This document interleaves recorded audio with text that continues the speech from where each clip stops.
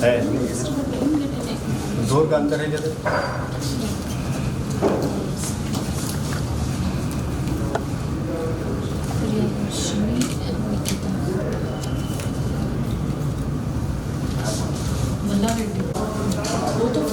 Yes.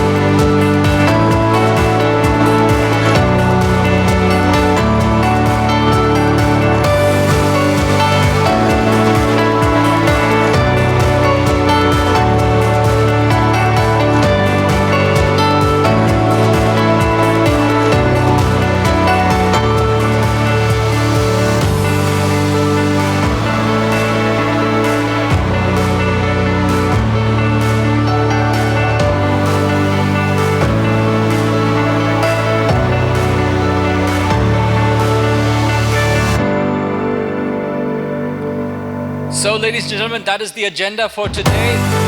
And before I hand it over to our first speaker, the first keynote address, I'd like to quickly mention, my name is Sunny, representing ET Business Consulting, Events and Training Business Consulting. We put together events like this. And before we invite our first presenter and first keynote address, I'd like to, of course, thank once again all of you for being here this morning, bright and early in the morning. And I'd like to especially thank all of our partners, whom you can see over here on your left side, all of our sponsors and partners. Thank you all very much for your support and patronage. It is because of your support and patronage that we are able to put this event together. And thank you all very much for your support. I'd like to mention very quickly all of our sponsors and partners: Astral Pipes, our bronze partner, Apex Cura, Kocharla Design and Infra, our associate partner, Nova Design Build, our networking partners, Shah Decos, that's Gerflor and Weldetics, and of course, our emergency care partner, Red Health. We'll be hearing from Red Health a little bit later on as well. So, without any further ado, I'd like to, it gives me immense pleasure to welcome our first presenter, our first keynote address for this morning. The topic of the topic of the discussion or keynote address is the future of healing spaces, sustainability meets patient-centric design. And our speaker is Mr. Anil Grover, who is the founder and coherence coach at Atmava Consulting. In fact, I had a very brief interaction with Anil a short while ago, and I asked Anil, what is the synopsis, so what is a teaser of your speech? What can the audience look forward to? And Anil told me that in the short time that he has, he's going to be trying to condense his years and decades of experience with the top executives all over the world in the top companies running with massive top line, massive balance sheets. What are the best practices that he has learned over so many years and decades? And also, how does that blend with his own personal experience over the last 2 years, a special project that he has been working on, a very unique project, the likes of which not many have seen in the past. So without any further ado, let us unveil the curtain, and with a huge round of applause, please help me welcome our first keynote presenter, Mr. Anil Grover, onto the stage.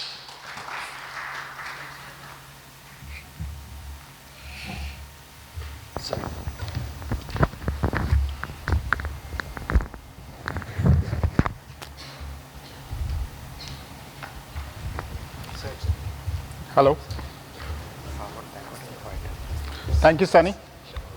Am I audible? Yes. All right. So I was very surprised when Suresh said, hey, come give the keynote speech, because I was most interested in Neeta Sachin's session, who's a junior from IIT Roorkee. And I said, wow, Neeta is there, I'll get to meet her. And before I knew it, I was here for the keynote. Why me? Or what they also don't know, what has brought me to this point, my passion for this field. So I think I was 2-year-old. Well, my eldest sister, who is 15 years elder to me, joined Lady Hardinge Medical College, and I was probably 6-year-old when my second sister, who was 10 years elder to me, joined Lady Hardinge. So well before the age of 7, I remember them taking me with them to Lady Hardinge Hostel and hospital associated, and actually seeing everything in action. Because in a government hospital where you have thousands of cases, and I was a little child let loose to actually, nobody minded me being there, I grew up actually experiencing that. So I remember as a child, I really wanted to be a doctor. I even played doctor with anyone who came home. So in 11th, and I grew up in Delhi. I was born and brought up, and I grew up in the IIT Delhi campus. So in 11th grade, I joined the biology's ability section of DPS Arkepuram, thinking I am going to be a doctor. Somewhere, meanwhile, a few years, 2-3 years before that, the passion for software had been developing, and now I was like, here's my passion for medicine, here's my passion for software developing, and I chose in middle of 11th grade, no medicine for me, I am going to be a technologist, and that's how I went on to be in IIT Roorkee and IIT Delhi. And yet, even in the final year project of IIT Roorkee, we pioneered something called real-time monitoring of ECG and diagnosis when none of that existed, and I handed it over to AIIMS in Delhi as is where is. I'm talking of 88, 89, right? And that passion continued after a couple of decades heading multinationals like Motorola, Embedded Communications, Computing and all. As I quit in 2008, my first startup was actually a biosensing feedback. Again, a wearable tech when Apple didn't have an app store yet. So because that passion, I couldn't take that out of me. We were, of course, way ahead of our time. Wearable tech was not advanced enough. When I created a non-profit foundation in 2019, again, I wanted to disrupt everything about health, because it's an illness industry as I have seen it, and I wanted to make sure that it truly became a wellness industry. And ultimately, I handed over that foundation a couple of years back to the head of cardiology in Holy Family Hospital in Delhi, because meanwhile, I think. So that's, passion has been there, and that's why the space from which I am speaking today. Now this theme, integrative medicine and holistic healing. I'm not going to give too much gyan. You guys are probably more knowledgeable than anyone else about what these mean, but I'll just give you a slice of couple of stories which help you connect to that and connect to the possibilities of the future of healing. So Dr. Alok Pandey, when he says this, I think captures the very essence of integrative medicine. It's like you have that elephant that you see from different sides. Now, having been steeped in modern medicine from the very childhood, and I have a huge respect for that, but simultaneously, and very interestingly, what I know of integrative medicine in my more than 15, 20 years of actually immersing into that is, it's not about you create a place where you have Ayurveda also and homeopathy also and this and this, we are integrative. That is, side by side is not integrative. Similarly, it is not that, especially, you see that with many cancer patients. They've tried everything, and then they say, okay, let me try this, or gut health. We tried everything, let me try this. So this sequential is not integrative. The very essence of integrative to me is when a doctor trained in allopathic medicine is the anchor, and yet is able to integrate multiple modalities. So there is a single point of contact for the patient, but is able to integrate many modalities in a way which is very comprehensive. To me, that is integrative. As far as the holistic is concerned, it's about not just looking at the molecular level, but also, of course, body-mind medicine has found its place for some time now, and this goes even beyond that. So again, I'll give you a slice of the work we have done internationally and in India around this, and within that, a sub-slice of what does it truly mean at a mind level to unfold, because it's ultimately about how can I transcend my limiting patterns, right? Please signal me when I'm about to finish. So that's the intent.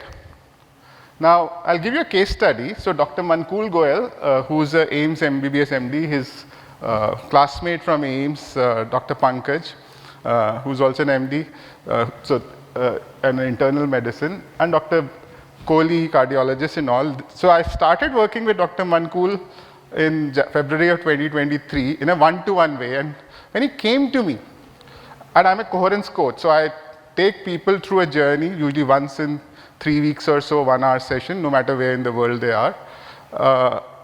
He had this aspiration, he had worked in very large hospitals, he didn't know how to bring it alive.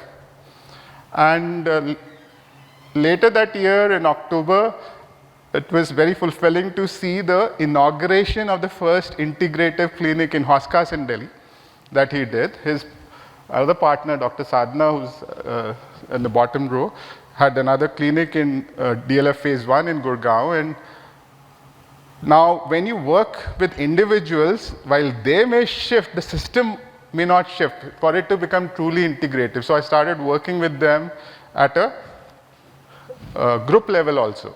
And at a group level, you have to really ground it in action learning, where what does it truly mean to be patient-centric? What does it mean to be integrative? How do we create the set of protocols when any patient comes in the door so that we can really be able to serve the highest interest of the patient? These are things which you can't just write down as rules. These have to be created in a container. So for instance, in this instance, we did a series of these, but this was the more recent one, the right side picture, where we created a fishbowl among these top doctors and myself, and we dialogued. What does 2025 even look like in terms of truly bringing integrative and holistic to life? And in that dialogue, what emerges and the outer group that was observing, then they take the ownership and accountability and the evolution happens. That's very important to do in whichever setups that you represent or consult with, because it doesn't come by just telling them this is integrative. It doesn't work.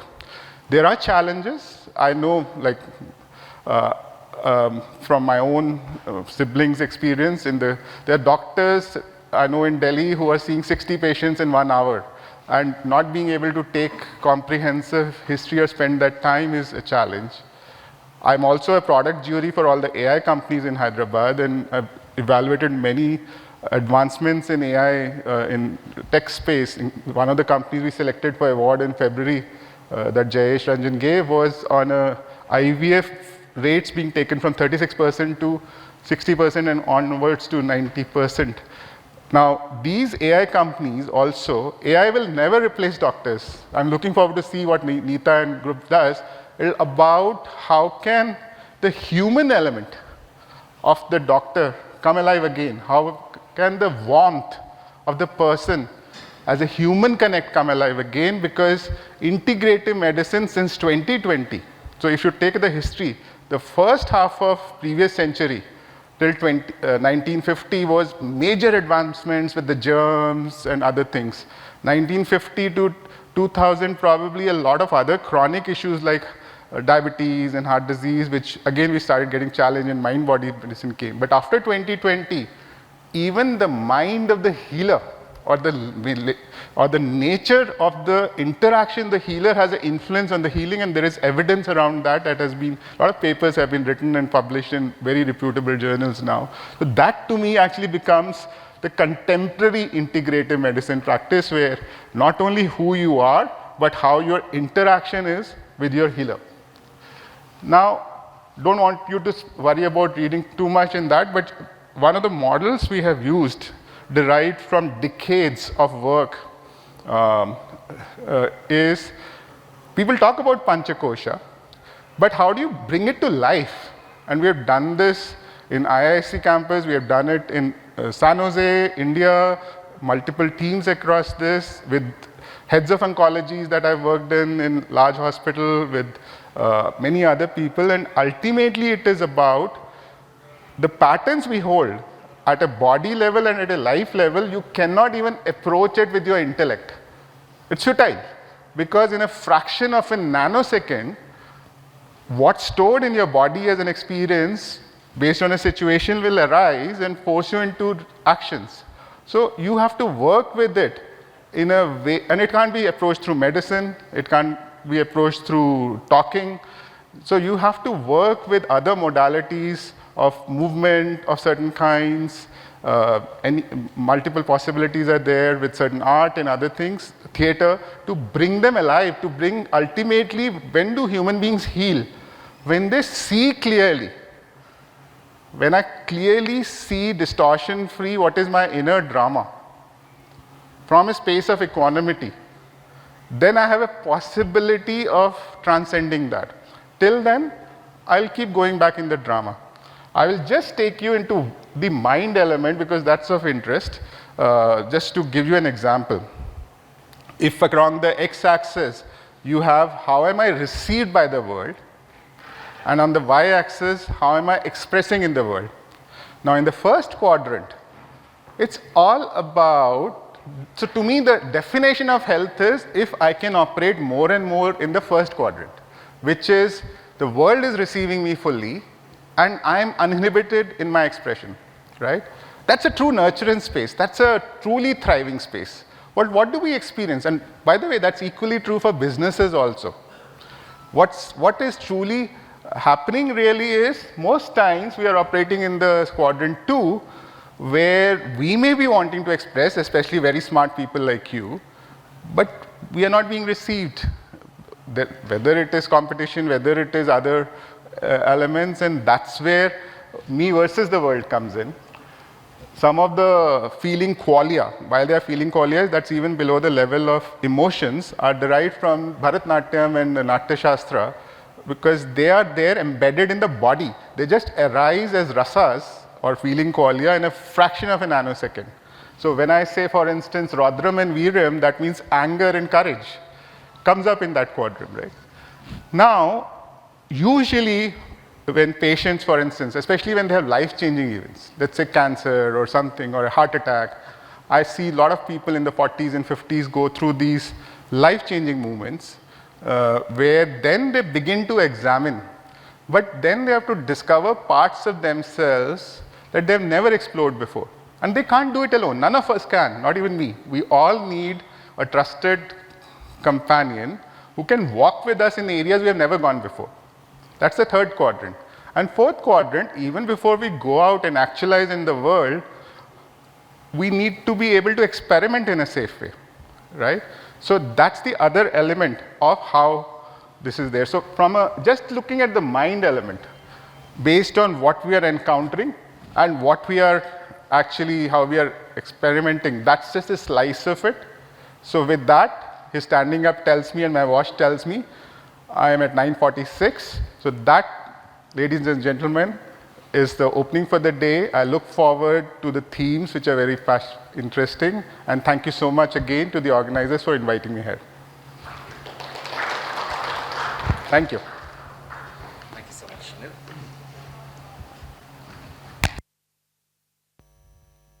Thank you so much, Anil. Thank you so much for sharing your experience and insights with us that you've accumulated over so many years and decades, and we really appreciate you being here. Of course, you came to meet other panelists, but you also shared your insights with us, and we greatly appreciate that. Thank you. Thank you once again.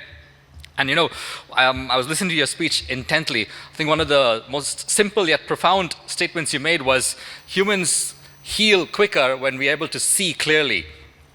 And to continue on that thought, just to focus on that thought a little bit, our next panel discussion is healthcare infrastructure of the future. Sorry. Our next panel discussion is healthcare infrastructure of the future. Sustainable, digital, and resilient. How do we make the future infrastructure sustainable, digital, and resilient, and robust as well, if I may add? And to moderate this discussion, we have one of our veterans who has been with us for several of our events. I'd like to welcome our moderator for the discussion, Mr. Devanand, who's the regional CEO of Aster DM Healthcare in Telangana and Andhra Pradesh cluster. This cluster is the regional CEO of Aster DM Healthcare. Can we get the chairs, please? We'll get the chairs in a second. And I'd like to introduce our panelists also one by one. Mr. Ravindra Ji, who is the Director of Projects, the Indo-American Center of Hospital and Research Institute. We also have Mr. Rahul Datta, who's the Senior Vice President and Group Head of Operations at Ankura Hospitals. We also have Mr. Srinivas Valluri, who's the CEO of Synergy Consultants Private Limited, another veteran of our conferences. We also have Mr. Ravi Verma, who's the Purchase Head at Krishna Institute of Medical Sciences. And finally, we have Mr. Rajshekhar Vodela, who's the CEO of Nova Design and Build. Nova Design Build. Right, so,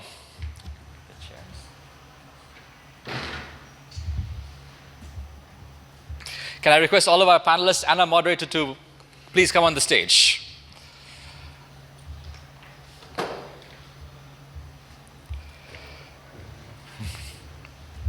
Welcome. So, ladies and gentlemen, just to refresh your memory, the topic of the discussion is healthcare infrastructure of the future. How do we make our infrastructure sustainable, digital, resilient, and I may add, it's not there on the agenda, but I will add robust. We have assembled a team of panelists to address every facet of this discussion, and we're in the capable hands of Mr. Devanand. Sir, please take it away.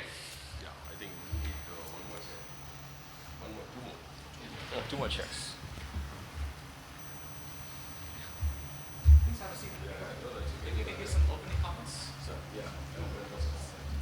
Good morning.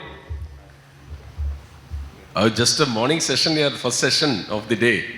I don't see any energy. We have to sit through the day, right? So good morning.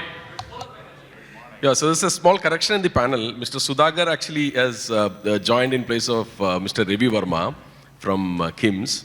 So a slight change, maybe Sunny, the data has to be changed. So Mr. Ravi had to go for a urgent other assignment. So Mr. Sudhagar has kindly consented to be part of it. Thank you, Mr. Sudhagar, for that. Yeah.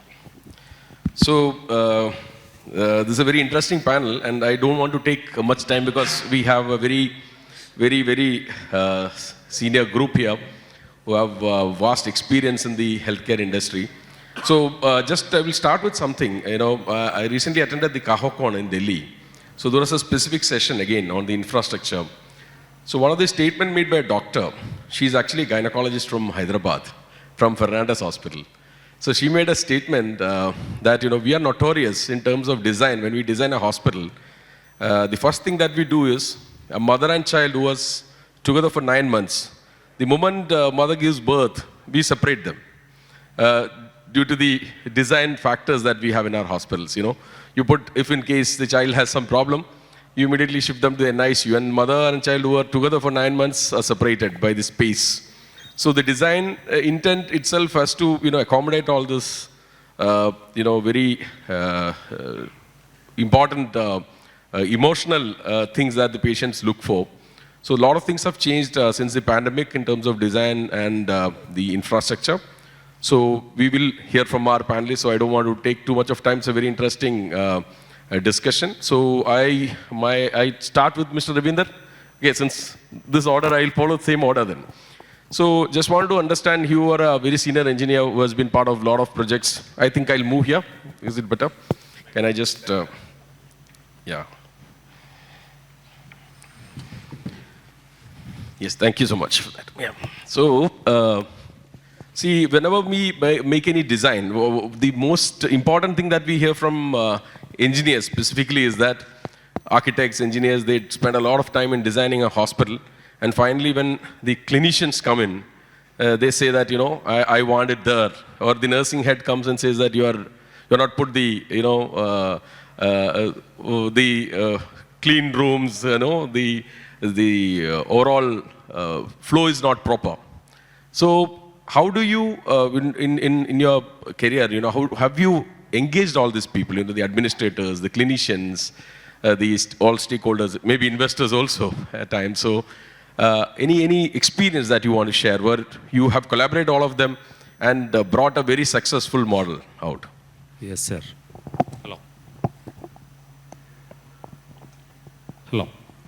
Yeah, it's very complex and very difficult to satisfy everyone.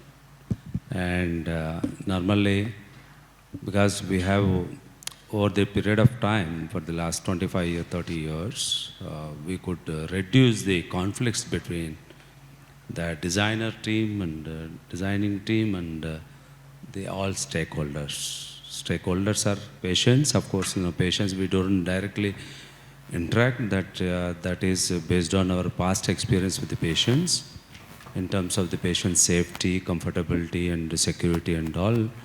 We can understand. Otherwise, most of the time, we prepare what you call a questionnaire, a wish list. We normally collect a wish list from each stakeholder, right from medical team, non-medical team, including business development, and also the other staff members. So that is one of the stakeholders. Another point is statutory compliances and Bureau of Standards, in terms of building design and all.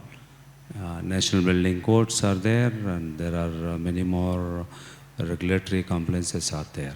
As far as those regulatory compliance concern, we clearly need to explain to all stakeholders that this is possible, this is not possible. That is one way of doing.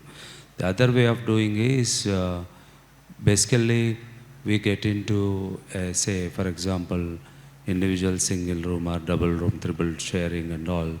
This is not good, that is not proper, the inadequate PowerPoints, you can say, this facility is not there or not. So these kind of answers can be done by the way of doing one mock-up room. So that is one.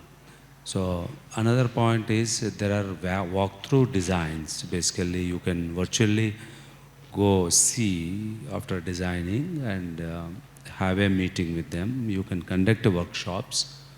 And before designing, we can conduct a workshop with every stakeholder, make them to understand what is that standards and compliances are required. Within that framework of the standards and compliances, one need to expect changes in that.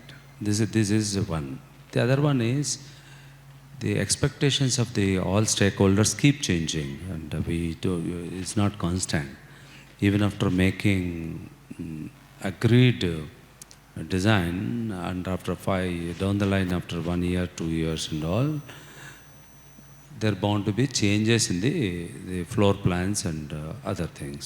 So there is a modularity, flexibility, and scalability, and all sort of things comes into the picture. Thank you, Mr. Ravinder. So we all have seen, that's a universal saying that patient drive the design later. When you, even if you operate a hospital, it is the patients who bring a lot of new requirements, which makes us to change the design, very, very frequently, even after you have a very good design. So next is to Mr. Rahul. I wanted to ask you, he mentioned about the codes, the building codes, which is most technical side. But in terms of administration, right, you also look at a lot of regulatory aspects in terms of spacing, in terms of the real world challenges, in terms of executing certain things, in terms of the operational side. So is there anything that you have found yourself, challenging in terms of commissioning in your hospital, specifically on the other side, the regulatory administrative side? It's a very interesting question, Dr. Deb. I'm sure the audience and our fellow panelists also would agree that it's a very vast topic in itself as well. When we see, starting with the way we design, the intent behind design, which my fellow colleague Raj would understand best, being one of the architects as well. If we look at the evolution of healthcare infrastructure movement or change in the last couple of decades, we'll see that there has been a radical change in terms of way the design, the architecture, it has been adopted from various other countries. And more importantly, we being in India, being in the different parts of the country, every place has its own nuances, every place has its own requirements as well, and which I'm sure our engineers, our architects had to adopt to a large extent. We have NABH, we have national building codes, and we have the local municipal bodies, and somehow their regulatory standards and everything probably are different based on the law of the lands, based on the requirements as well. So we find those challenges as well, which poses us. So and starting with the design intent itself, if I can take a couple of minutes on that, we'll see that the architects also come from various backgrounds. There are architects we see coming from healthcare backgrounds like Raj, where we have the depth and the breadth of where we understand from the beginning itself how to design in the first place. And then there are projects we have architects who come from fantastic background, but at the same time very new to the industry. We look at space. They want to create the best infrastructure. They want to create a marvel for themselves to be present this thing. But at the same time, we face challenges in terms of how it abides by the regulatory standards. At the same time, how it's actually more effective in terms of utilization, right? So those challenges we definitely face. And on the other side, we look at our own input providers, right, which is inevitable, which we are a part of it, whether it is our own operations team, our doctors, nonetheless, who also have, their own way of practicing, which they have been doing for last a decade, 2 or 3 even, and they feel that, they, based on their comfort level, and OT standards would be different, their consulting rooms should be different, and it varies so much. So there is so much of localization, there is so much of nuances we see in the way we design, and at the same time we have to also abide by all the regulatory affairs, and at the same time we have to also look at the cost aspect, not to mention as well. So we keep looking at that, and how do we overcome that is we look at somebody who has the depth in every aspect in terms of the engineering and architects as a project team. Second, we choose more pragmatic, group of consultants, doctors within your team who understands and who also look at our pain point being administrators at the same time as well. And overall, we are also focusing on one more aspect, which is timelines. Because while we want, in many places we see that while we have an existing infrastructure or we have a green field, but sometimes we see the policy is all I want is everything.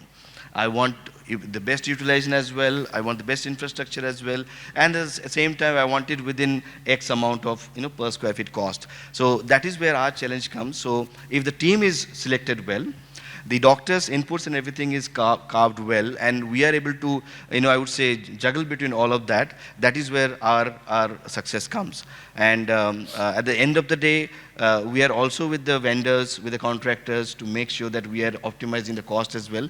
So we have to play around all of that in order to make sure that in the real world, we are able to execute all of that successfully. Thank you, Mr. Rahul. Thank you so much for that. So the intent of the design, ultimately, a lot of administrators who have met been saying that the hospital is designed such which is in itself is challenging for the patients or the bystanders to even navigate the hospital space. It's a maze.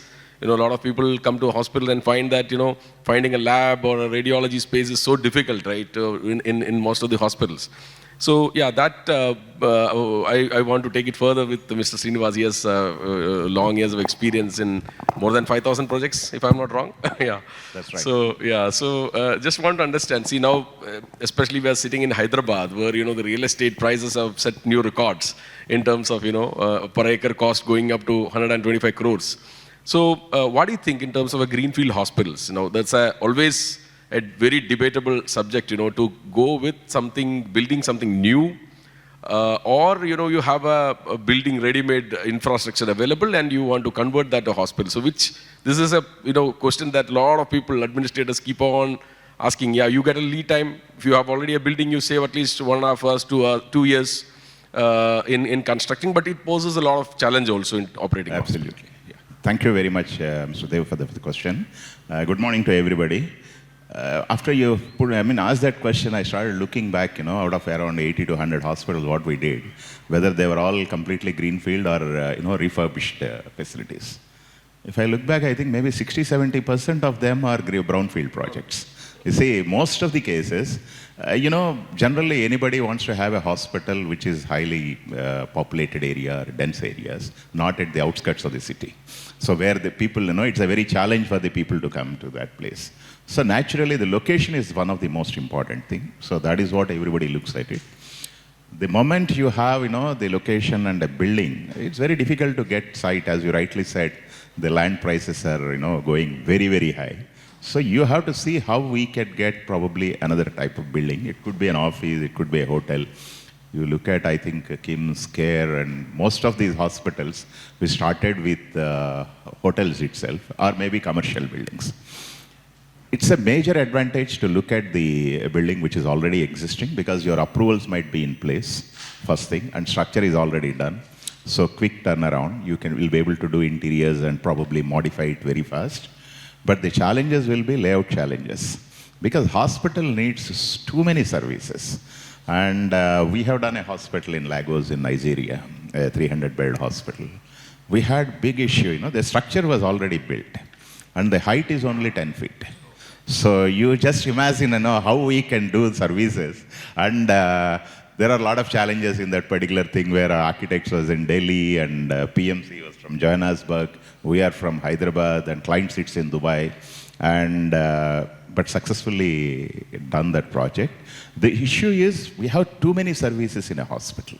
Unlike any commercial building, you look at the kind of air conditioning systems, chill water lines, fresh air ducting, exhaust ducting, medical gases, electrical systems, communication systems, you name anything, medical gas, everything is there in a hospital, which is highly, any occupancy-wise, very, very critical thing. To accommodate all these things is one big challenge. And another thing is you will have a lot of diagnostic facilities and other things. Maybe we need to look at structural challenges as well. So architectural challenges, structural and MEP, all the three, if you are able to meet, I think definitely looking at an existing building is an advantage. But naturally, if you are able to do, a greenfield project, it is definitely we can build the way what we need.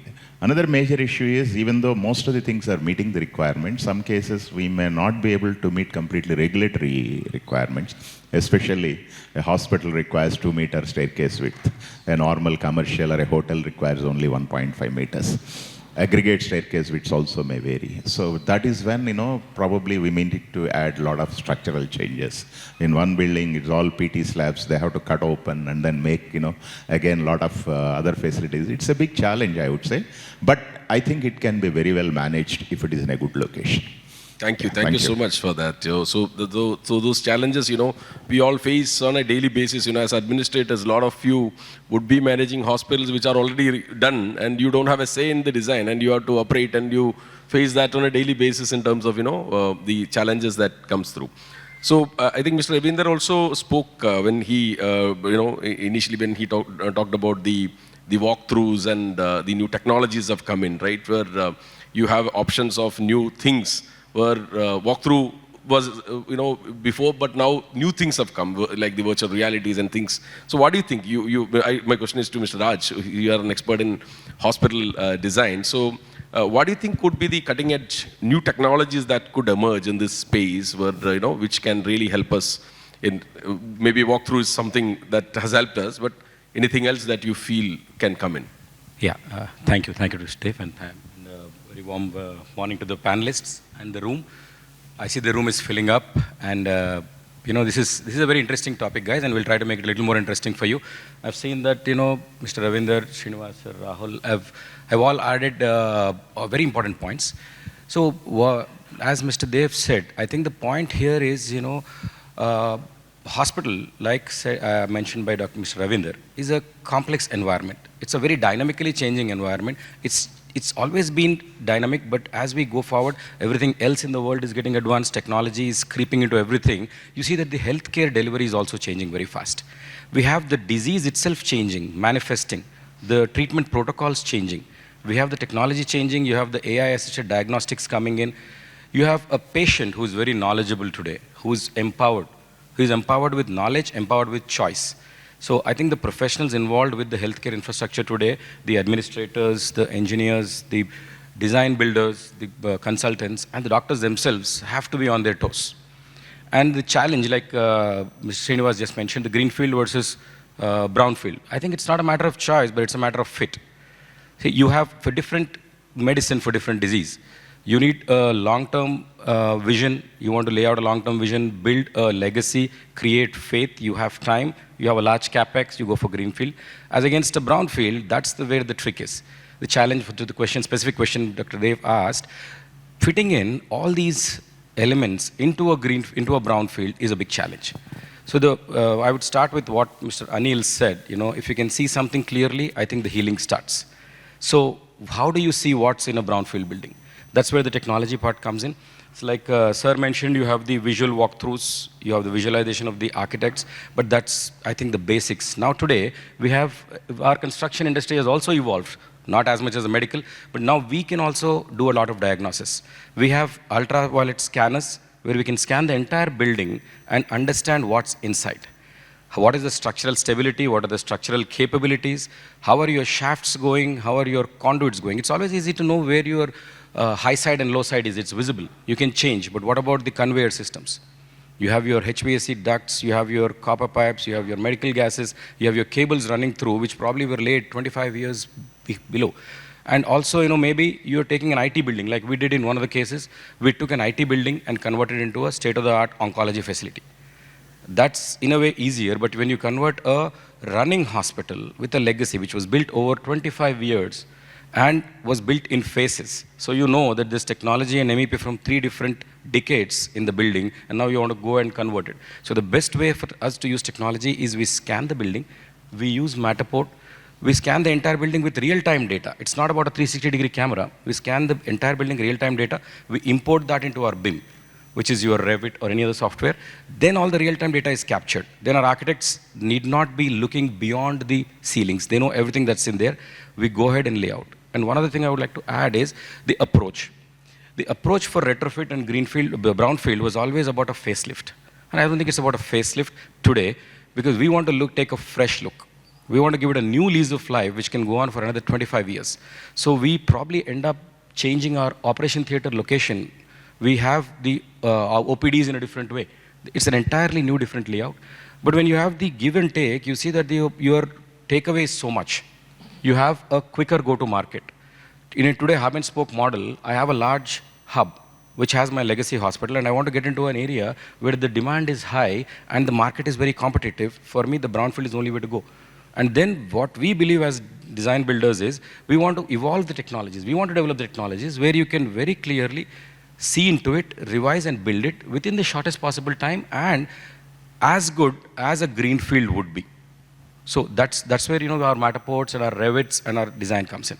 Thank you, Mr. Raj. So that's the designer or the architect's perspective. So I want to take it to an administrator also. So Mr. Sudhagar, I think you have the mic, yeah. So I just wanted to know from you, what do you think from the administrative perspective, which are the cutting edge technologies that you would love to have in your hospital in terms of developing an infrastructure? Of course, I think thanks, Dr. Devanand, first of all. I think, I'm basically odd man out here because everybody is from, in the panel is from projects. Fundamentally, I have been into operations and I've been into core operations guy fundamentally, right? So for me, when we talk about hospital infrastructure, I think I always think from the patient's perspective. You primarily get into patient's shoes and then start thinking, then you'll get all the answers, right? I mean, hospital is a place where nobody would like to visit, right? It is given a choice between a mall or a hospital, people would like to go to the mall, right? And when we start thinking from the patient's perspective, patient is actually entering into a very unfamiliar zone. And I think the infrastructure has to be built in such a manner that there is a ease of navigation for the patient to reach to the OPD rooms or to the diagnostic center or to the IPD rooms. I think today, if you ask me, I think, due regards, sir, I think 70% of the hospitals are not at all patient-friendly in terms of navigating. Patients are actually stuck in a maze. Patients have to kind of, ask 10 people in terms of, where to reach from one service to other. So I think if you typically ask me what is the ideal hospital infrastructure has to be, it has to be patient-friendly, number one. Number two, I think sustainability, most important. And third, of course, patient safety. I think from these three perspectives, if we have to put certain solutions in place, of course, from an infrastructure standpoint, I think most of the hospitals are conventionally, they look at 40%, probably 30% in single rooms, again 30% in sharing rooms, and about 40% in general ward, right? I think the medical consumer is changing. Medical consumer needs more privacy. Medical consumer needs more respect. I think today we are operating about 16 hospitals, and what we see, 19 hospitals in fact, from a KIMS perspective, what we see that today, thanks to insurance, the purchasing power has actually improved. Patients are demanding for single rooms. We run out of single rooms, whereas there are twin sharing and general wards still open. I think if we are really creating infrastructure, probably we need to think from those lines. Why don't we, instead of, let's say, lavish 4 single rooms, cut down the size, make it 8 single rooms, right? So these are some of the very, very practical solutions, right? So this is how we talk about giving comfort or giving convenience to the patient, A. B, when we talk about, I think, patient safety, from an infrastructure standpoint, I think there are a lot of technologies which are available. I mean, desirable would be a lot of IoTs.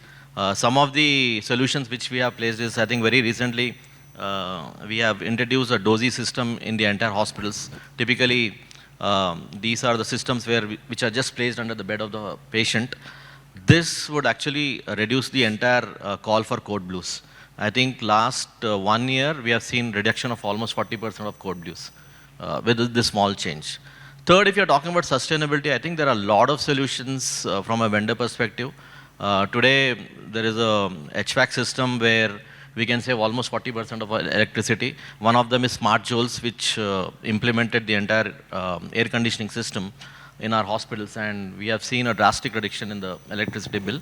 B, I think there are a lot of vendors who would give you the best of the technology from an RO perspective, where in dialysis, you can actually save 70% of the water, right? So we are talking about sustainability when we are talking about these kind of technologies, fundamentally. Thank you so much. I think that's the administrators' pain points that you have brought in. Now, even a lot of vendors are pitching even with the indoor navigation system for the patients. You can actually have a Google map for your hospital. So those things have come in. Because even when you design a hospital with a lot of stakeholder involvement, later it changes. Like I mentioned, patient drive, the patient load drives, the specialty mix changes. So obviously a lot of changes happen in the hospital later. So whatever you plan now, can change in future. So obviously you can't build a hospital which is completely future ready, right? Obviously you can maybe 80-90% you can satisfy. Well, we'll come back to you on a few things. I'll go back to Mr. Ravinder again. There are hospitals now which are completely modular. You know, in India we have seen hospitals which are completely factory made. One is in my place from where I come in Calicut. There is a hospital called Maitra Hospital. I mean, if you are interested, you all should visit the hospital. It's completely factory assembled, and it was done in just 1 year. So there is that modularity which has come in. What is your take on that? How do you find it is feasible in terms of implementing across India in healthcare? Yeah, rural area we can implement it, but in urban area there is a less possibility of implementing modularity. But the partial modularity and the flexibility in greenfield project is possible. Like when you take up RCC structure with a proper grid and all, inside we can have a puff panels, prefabricated puff panels with paneling can be done in theaters and also other walls of wards and all. There are certain strategies out there, but prefabricated structure, multi-storied, more than G+3 or G+5 is not advisable for hospital. So based on NMDA norms, National what you call Disaster Management Authority doesn't recommend PEB structures and prefabricated structures and over and above 5 floors. This is one. Otherwise, we can go ahead with the composite structures in urban areas. Rural, where we can place 1 or 2 floors, this is better option. And during COVID time, people could make 1,000 bed in 1 day time. And I did 40 to 45 isolation rooms in 24 hours. Across Bangalore and Telangana. So in 24 hours, this is a negative pressure isolation room. So this is what. And also, modularity, there are strategies. Say, for example, each single room need not be only for single room purpose. Always with the addition of 50 rupees per SFT, you can make that as a HDU. So one project we did, this Ananta Medical Rehab and Transitional Care. So every room is ICU. Every room is ICU. There is no separate ICU. Just you bring your multi-para monitor there, and including one data point connected to that, and one can see on mobile. So there is a possibility, sir. There is a certain level. Otherwise, factory made panels, rooms, ICUs, theaters is a game changing. Wherever the emergency basis, we can use it. Even defense system also we use it. Thank you so much. Thank you so much. So that is something, people who are in especially Tier 2, Tier 3, who are looking at building something very fast, very cost effective. Modularity is the answer. That's what Mr. Ravinder is saying. So I'll come back to Mr. Rahul again. See, we have been talking about expanding hospitals, the challenges Mr. Srinivas also mentioned about taking a brownfield and expanding it further. But as an administrator, what happens is once you start, working with a hospital, obviously your ambition is to make it 100% occupancy. And then comes the problem of the choking, right? You don't have beds to accommodate. So scalability and flexibility becomes a big challenge for hospitals after some time. So how do you think the design should, support the administrators in that area in terms of scalability and adaptability? That's again quite a topic in itself in terms of the vastness of it. I would put it, Dr. Dev, in two perspectives, because we look at hospitals today of different scales. For the last 15 years, we would see that we have had more single specialty hospitals than ever before. Single specialty hospital with nature of secondary care, with the nature of tertiary care, and sometimes even quaternary care as well.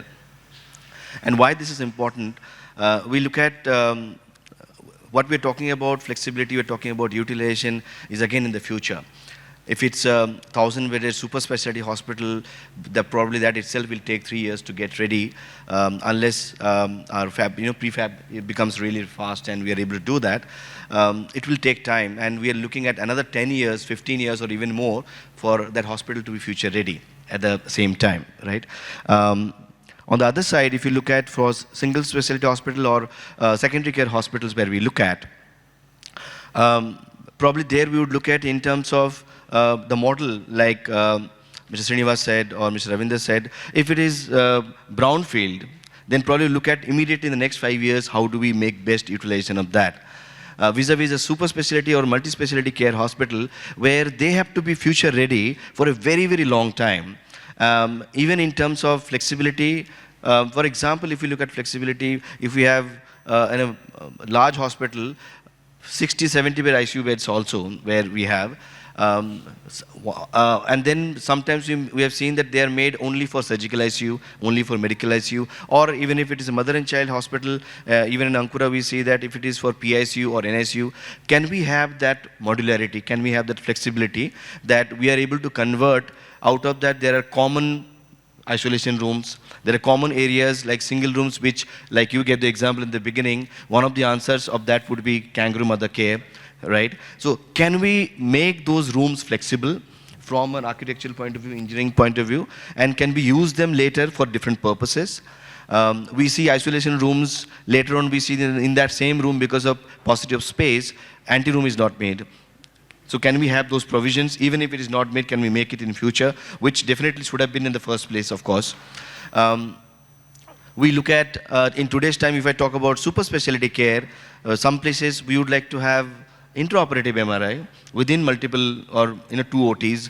Is that flexibility is there? Can that floor, sometimes those floors are upper floors, most of the times being OT, can that take the in load bearing and everything for putting up one more MRI in that particular floor, or for a CT scan for that matter?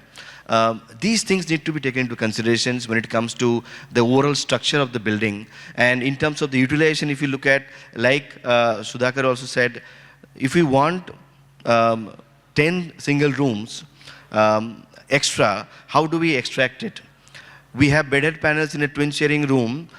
Can the modularity allow us tomorrow that we convert that into one bedded panel, and make sure that it looks like a single room, right? Disappear one TV and have only one single TV at the center of the wall rather than in two different places. Maybe those kind of things would be the want of the future.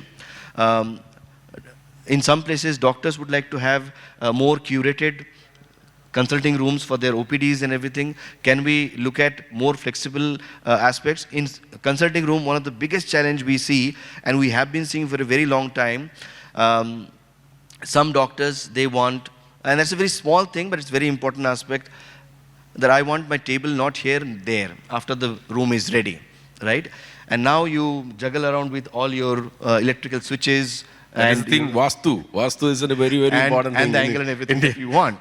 Now, and then the angle that he wants, there is, remotely there is this thing, so we have to get, other switches and guards and everything, and adaptable this thing, and then the room looks like a, wire full of room and everything. So how do we make those, aspects, thankfully there are wireless aspects, these days, but how do we make those planning in future, in today for future, and get ready with all these things. So I think these things keep coming, and we have to evolve, and that's very, very important that we remain flexible. At the same time, future ready, of course, from cost saving, energy conservation perspective, sustainability perspective. If today, most of the hospitals, we see that in future, obviously they would like to go for IPOs, they would like to go for listings and everything. So it is almost inevitable that they will have to probably go for compliance with all ESGs and standards and everything. So sustainability is the norm there.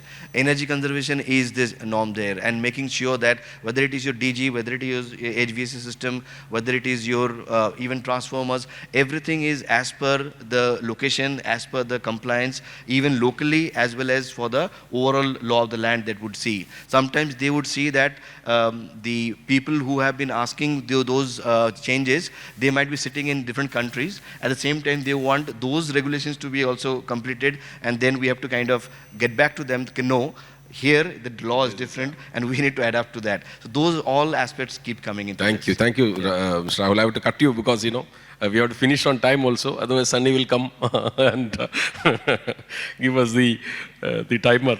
So I'll go to Mr. Srinivas again. In medicine always it's said evidence-based medicine is something which people keep on saying, obviously when you are in confusion, you have to go with an evidence-based medicine. Similarly, evidence-based design, is there a relevance for that in terms of, patient outcome? Yeah, definitely. I think, the evidence-based design is nothing but, design based on the data. So today, I think plenty of data is available. And if you look at, our field, basically ASHRAE has done a lot of studies. ASHRAE studies shows almost around 150,000 people die in US alone due to hospital-acquired infections. And around 130,000 people die every year in UK. I don't know about India because we don't have any data. I am not sure about it. But see, why it's happening in such advanced countries itself, if that is happening. And there are different methodologies how we have to look at based on that data. The most important thing is when we look at the infection control, that is the most important thing in a hospital, where we look at pressurization and then dilution of air, filtration of air, so many things. So these things will definitely reduce the infections that can happen in the hospital. Today, most of the hospitals are centrally air conditioned. And we have to depend on the systems, maybe HEPA filtration in many of the areas. And especially, earlier we used to have isolation wards which are away from the hospital. But today, they are part of the hospital and part of the ICUs also. So this is definitely the most important thing. And also, NFPA says most of the hospitals are oxygen-rich environments.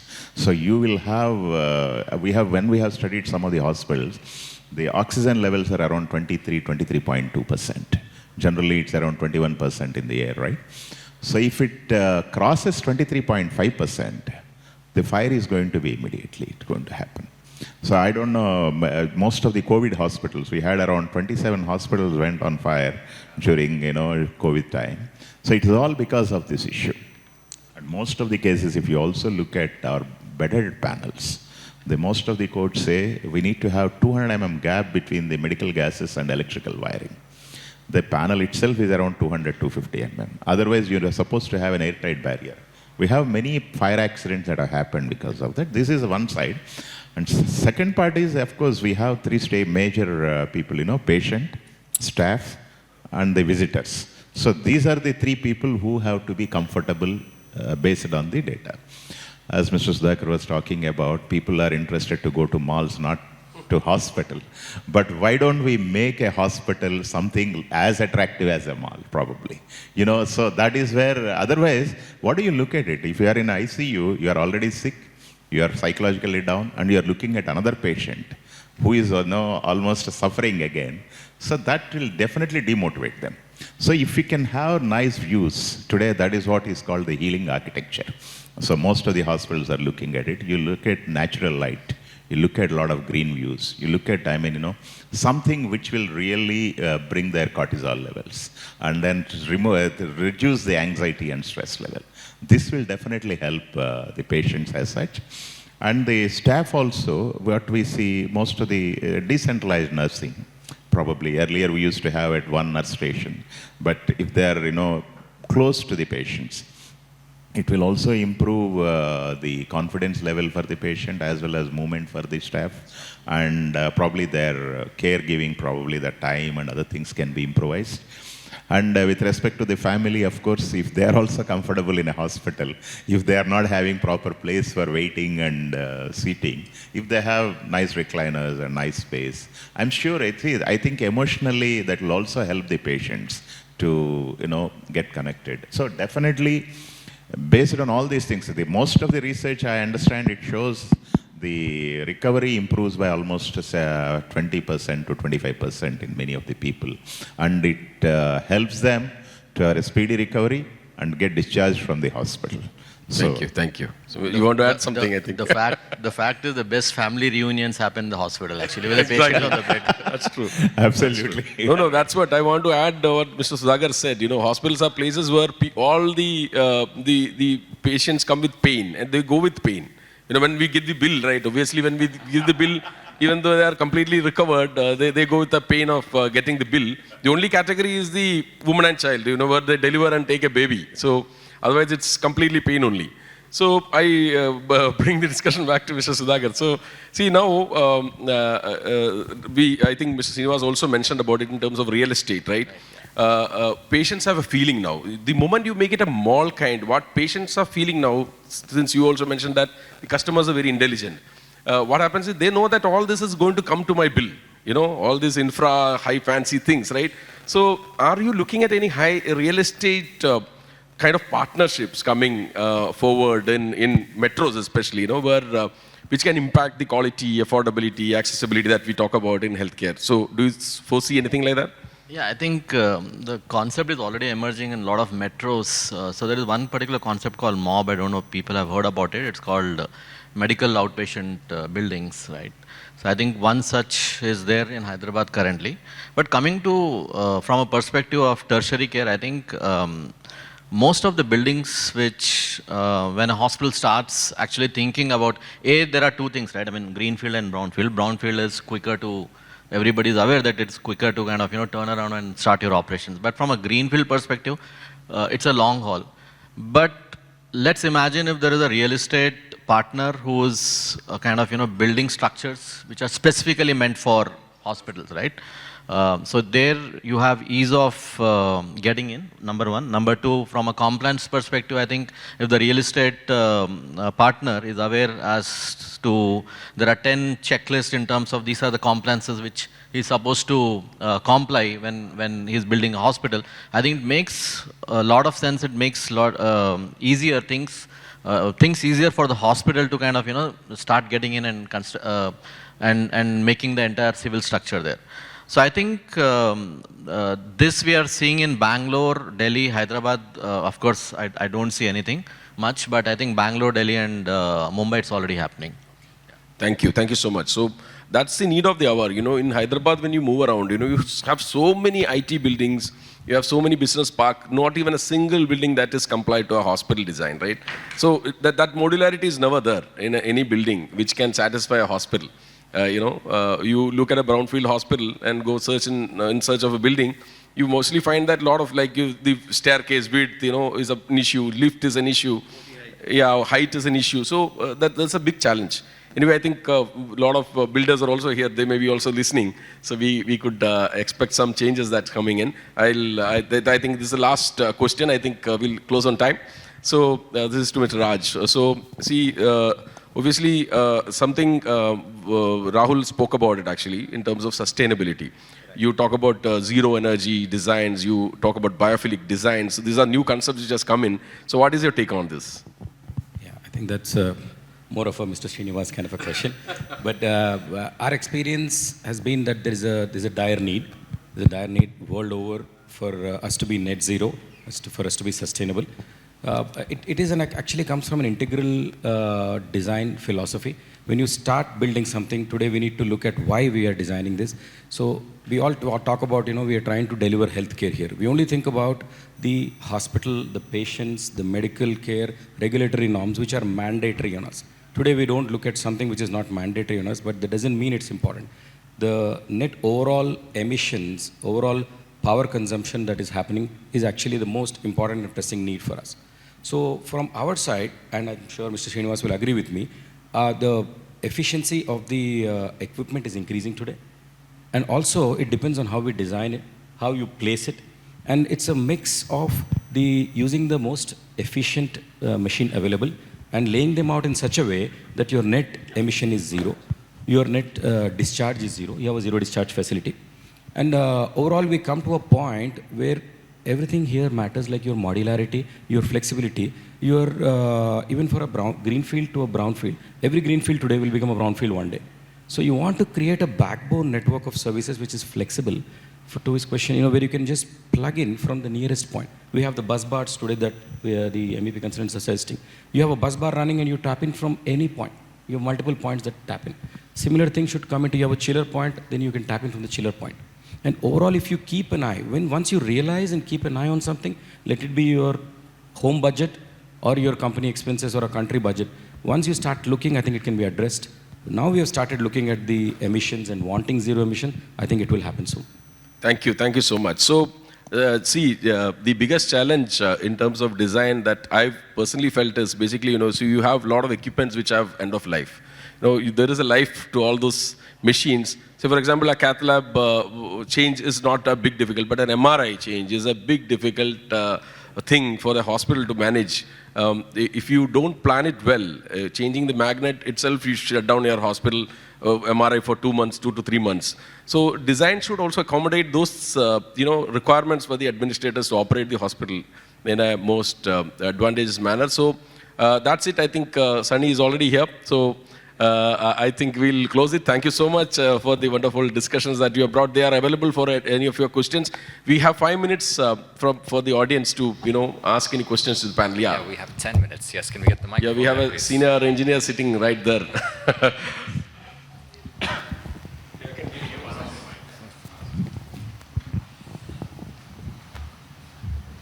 It's a very good combination of the panel. You have operations experts, consultant, executor, designers.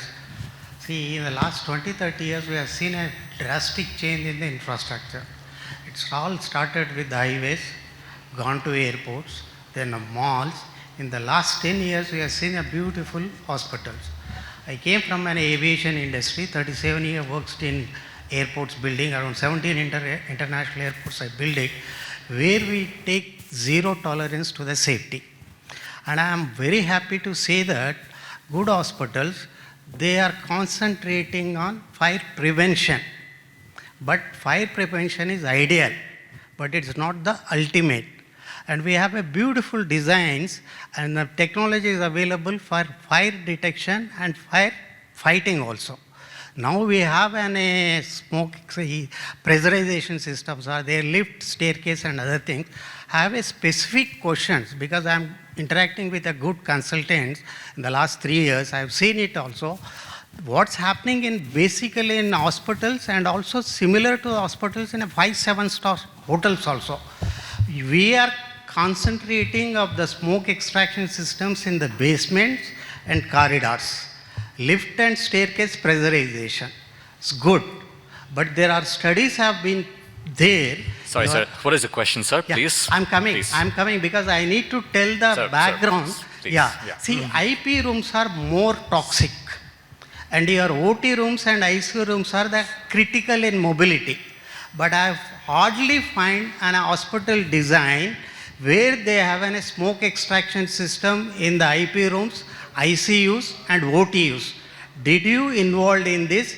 Did you have a design solution to that? Thank you, because I need to tell this background. You wanted to raise the background, yeah.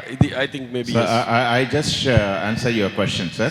I'm also part of the National Building Code Committee for Fire and Life Safety. And whatever you just talked about, it is going to be part of the code, which is going to be released in 2025 October. So most of the areas which are completely enclosed without any kind of smoke extraction, they need to have mechanical smoke extraction systems. And it could be a dedicated system or a non-dedicated system. So based on NFPA 92, we derived our codes and now that is being coming out. See, definitely smoke extraction is an ideal thing in areas where they are completely enclosed, where you cannot get any kind of natural air. This is going to be a part of the. Sir, so I want to add that Rahul and I can tell you, we have used the smoke extraction system in a hospital and it was very efficient. But one thing we have to understand, a hospital is a healthcare delivery platform, and today in India, we want the healthcare to be affordable. So we have to strike a balance between absolute safety to possible safety. All these areas that you're mentioning, sir, the IP rooms, the OTs can be easily evacuated. We have other systems in place where they can be evacuated. But the main corridors are the place where people get choked. The staircases are where people get choked. So I agree that we are getting the smoke detection system into place or smoke extraction, but the present design is no less. All these are considered and very viably positioned inside. I would also like to say after AMRI incident, the West Bengal government has made it mandatory for smoke extraction systems, not the total. So anyone, one more question we can take? I think, one or two more. Yes, yeah. we have time for. I think, yeah, it's done. I think no more questions. Thank you so much for being a patient audience. So they are available for you to interact. Yeah. So any questions related to infra, you can always catch up during the break. Thank you so much. Thank you very much. Thank you, Sunny. Thank you very much to all of our gentlemen.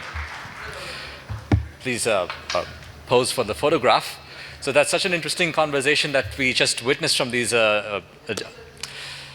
experienced gentlemen. But one interesting point that caught my mind was when Mr. Sudhakar pointed out that the hospitals are the place where families unite the most.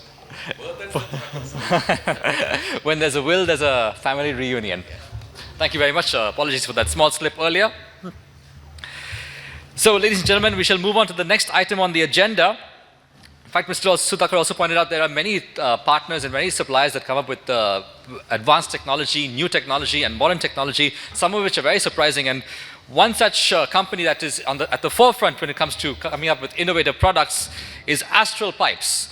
Astral Pipes, of course, is our bronze partner for this initiative, and we thank you very much for being our bronze partner.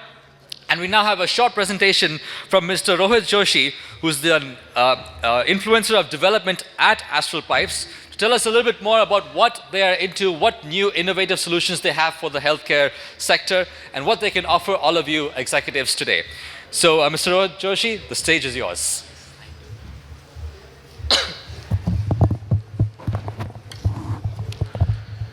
Yeah, good morning everyone. So today we are partnering the event and yes, I know that.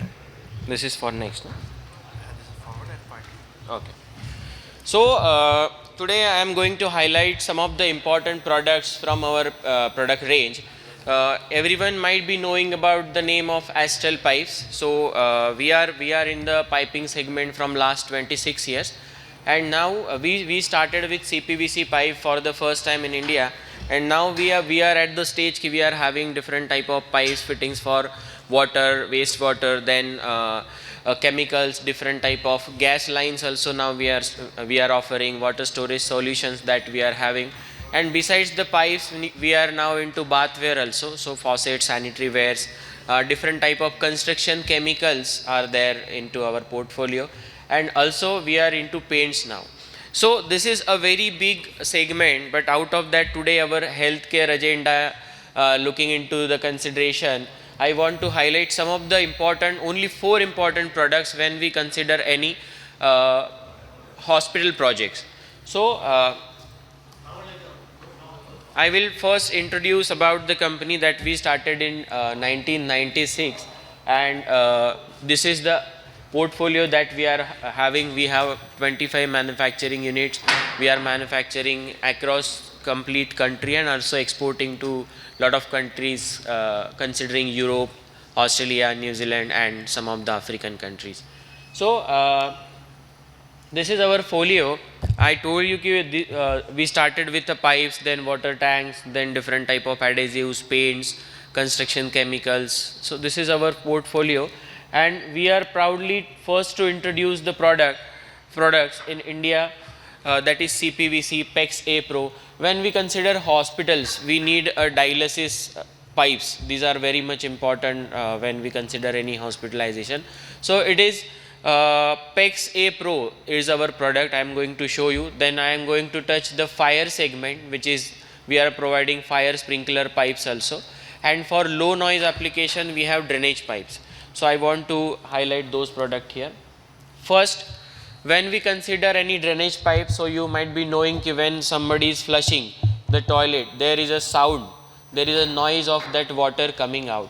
So when we consider any soundproof system, I don't know that much about hospital, but when we need operation theater or the rooms which are near to the ducts. So that should be proofed from the sound. So this product is that, its name is Silencio.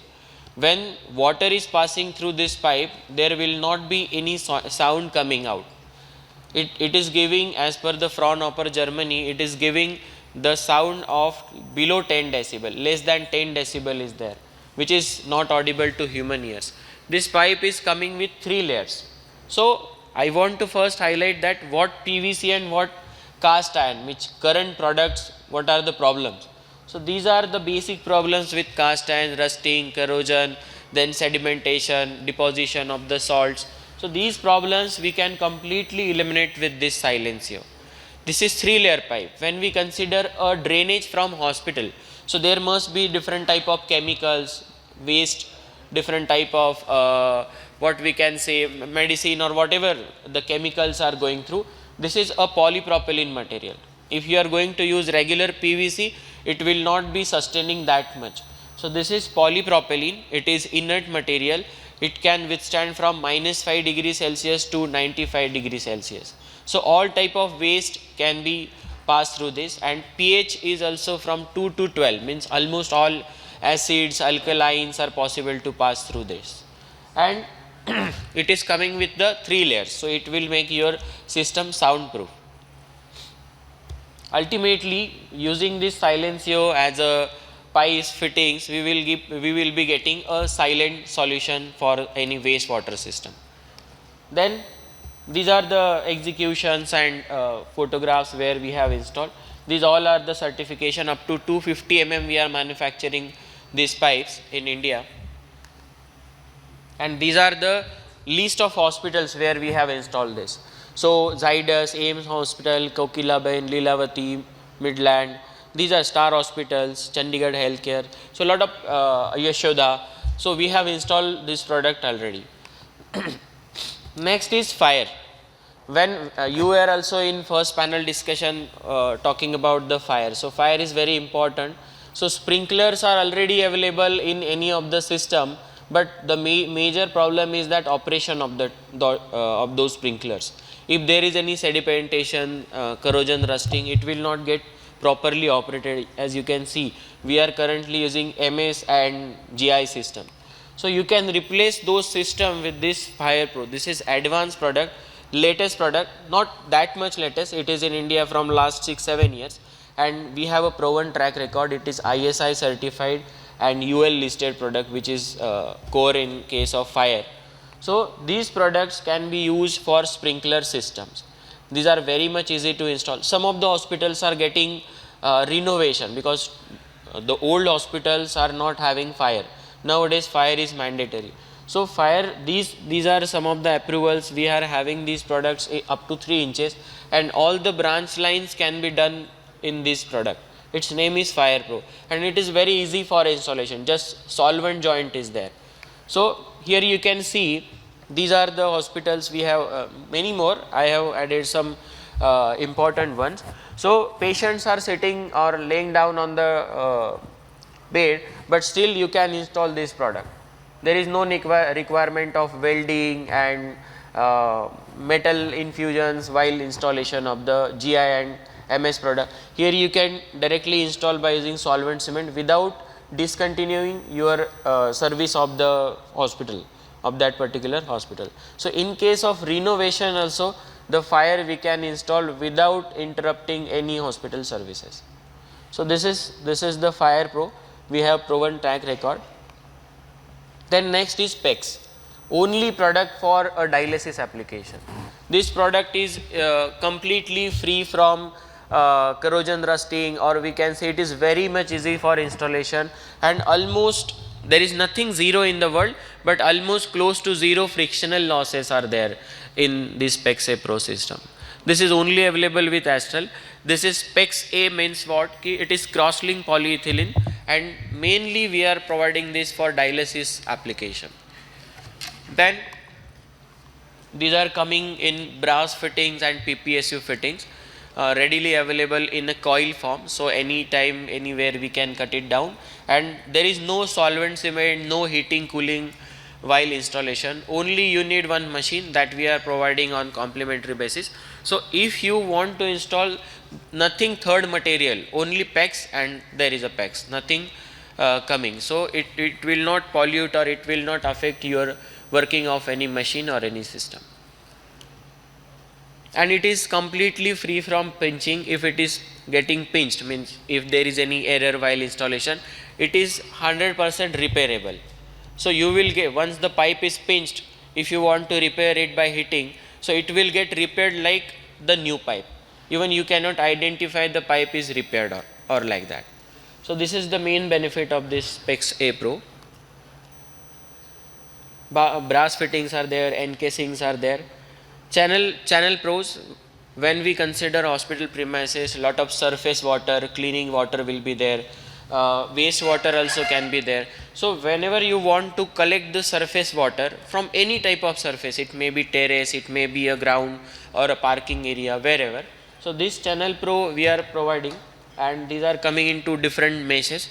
So even rainwater can be collected. Hospital is a brick premises, so rainwater harvesting is also we must consider in that. So these are different type of designs, and we are having this from load class A to load class E. Means even fire tender also can pass through these channels. These are made up of plastic, but it can take huge load of 60 tons as well. So these are the innovation that we are doing in engineering plastic. Some of the covers are made up of ductile iron, and rest all is PP plastic. So these are the projects that we have done in Hyderabad. You all might be aware about this. So we have supplied Silencio, Fire Pro is also under process. We have a fire approval of AP and Telangana government state approval. So if you are considering the Fire Pro in any of the hospital in Hyderabad also, or even entire AP and Telangana also, we have approval for a state government. So you need to take care of the local fire officer, and we can execute this product in the hospital for fire protections. Other than this, we have discussed about pipes and fittings. Other than this, we are into these segments also. So construction chemicals, sealants, waterproofing agents, and different type of adhesives we are manufacturing. Bathware, obviously when we will consider hospital projects, there may be a requirement of different urinals, WCs, faucets, sanitary wares. So we have own design and self-manufactured. We are not trading with anyone. We have our own design, and we are manufacturing it in various part of the country. So these are different designs. From economy to super premium, we have 6 different variants. So as per the project requirement, we can consider the particular range, and then we can execute that. Not but the least, we are into paints also. From last 1.5 years, Astral is entered into the paints. So in South, we are offering paints in various categories: decorative, protective, and different categories of paints are there. So we have stall, we have different type of samples, and I tried to within a short frame of 10 minutes, I tried to explain all the important products, mainly Silencio, Fire Pro, PEX A Pro, and different type of channels. Other than this, we have lot of products. I am going to share you the catalogs and brochures also. We have stall. I will request everyone to visit with your all queries. We will try to get it resolved. Thank you so much for listening me carefully. Thank you. Thank you so much.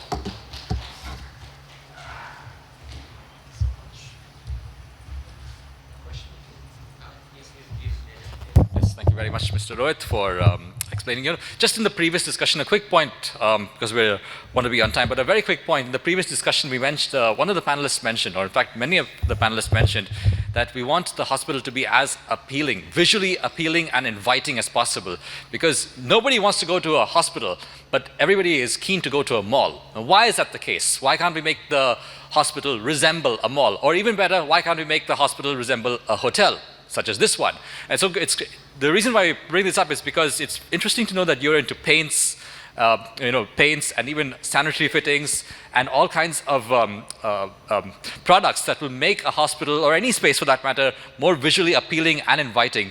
And if we want hospitals to resemble malls/hotels in the future, then Astral Pipes is a company that's known only for pipes that are normally in the background, behind the walls. But now it's good to know that you're coming in front of products that are in front of the wall that are visually appealing to customers. So that's a good point. Do we have any questions for Rohit or the team from Astral? As he pointed out. I want to add one point. Yes. Hello. Yeah. So generally when I am a person who is taking care of Pan India, and generally when I talk with the, not only at the healthcare but hospital projects, I used to talk with the people who are already doctors and decision makers. So I always add one more point. You take care of nerves and arteries of the people, and we take care of nerves and arteries of your building or your infrastructure. So as the veins and arteries are very much important to take care in our body, same it is like in case of piping. If you are spending too much money and if you are getting all the products installed together to get that infrastructure ready, so much important and very much highlighted point in that is the pipes. Water supply pipes, drainage pipes, gas lines and all these things. So we are there to take care of those. Thank you so much. Sorry? Fire rated. Yes, it is. Sorry? How many? Hours. There are different categories as per NFPA 13, and this as per the IS 12 hours, 24 hours. No, is it sprinkler pipes? What you are telling, is it fire rated? Yes, 100. All the certification ratings are there to whichever required in case of fire products. That all are there. Okay. NFPA is there, then NFPA 13 low hazard occupancies, then IS 16088 is there. It is UL listed, and the solvent which is used to join it, that is also as per. Even their pressure rating, SDRs, SDR 13.5 is there, pressure rating is 1.1221 megapascal. Everything is there. It is a certified product, and lot of hospitals we have already done in Ahmedabad, in Mumbai, in Kolkata as well. In Hyderabad also, that hospitals we have seen, some of the hospitals we are giving Fire Pro there. Yes. Any more questions? Or we are here only for an entire day? You can directly come to us for any of the questions. Yes, thank you. Sounds good. Thank you very much. Thank you very much, Rohit. And the team from Astral is available right over here in the stall right to my right, and which is your left. So, ladies and gentlemen, moving to the next item on the agenda, we learned earlier that nobody wants to be in a hospital unless there's an emergency. But when that emergency does occur, sometimes you need an ambulance or any other mode of transport to get to the hospital as quickly as possible. And when you're in an urgent emergency, it's not so easy to get those services, at all. So, how do we bridge this gap? How do we address this problem? I'm very pleased to introduce you to a company, Red Health, which is our emergency care partner.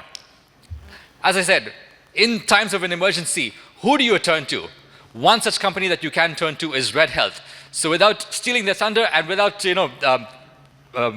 holding back any further, I'd like to introduce to you Mr. Navpreet Singh, who's the director of Red Health, to explain to us what Red Health can do and what they can do to help you at the time of an emergency. Mr. Navpreet Singh, please come on stage, and it's all yours. Thank you so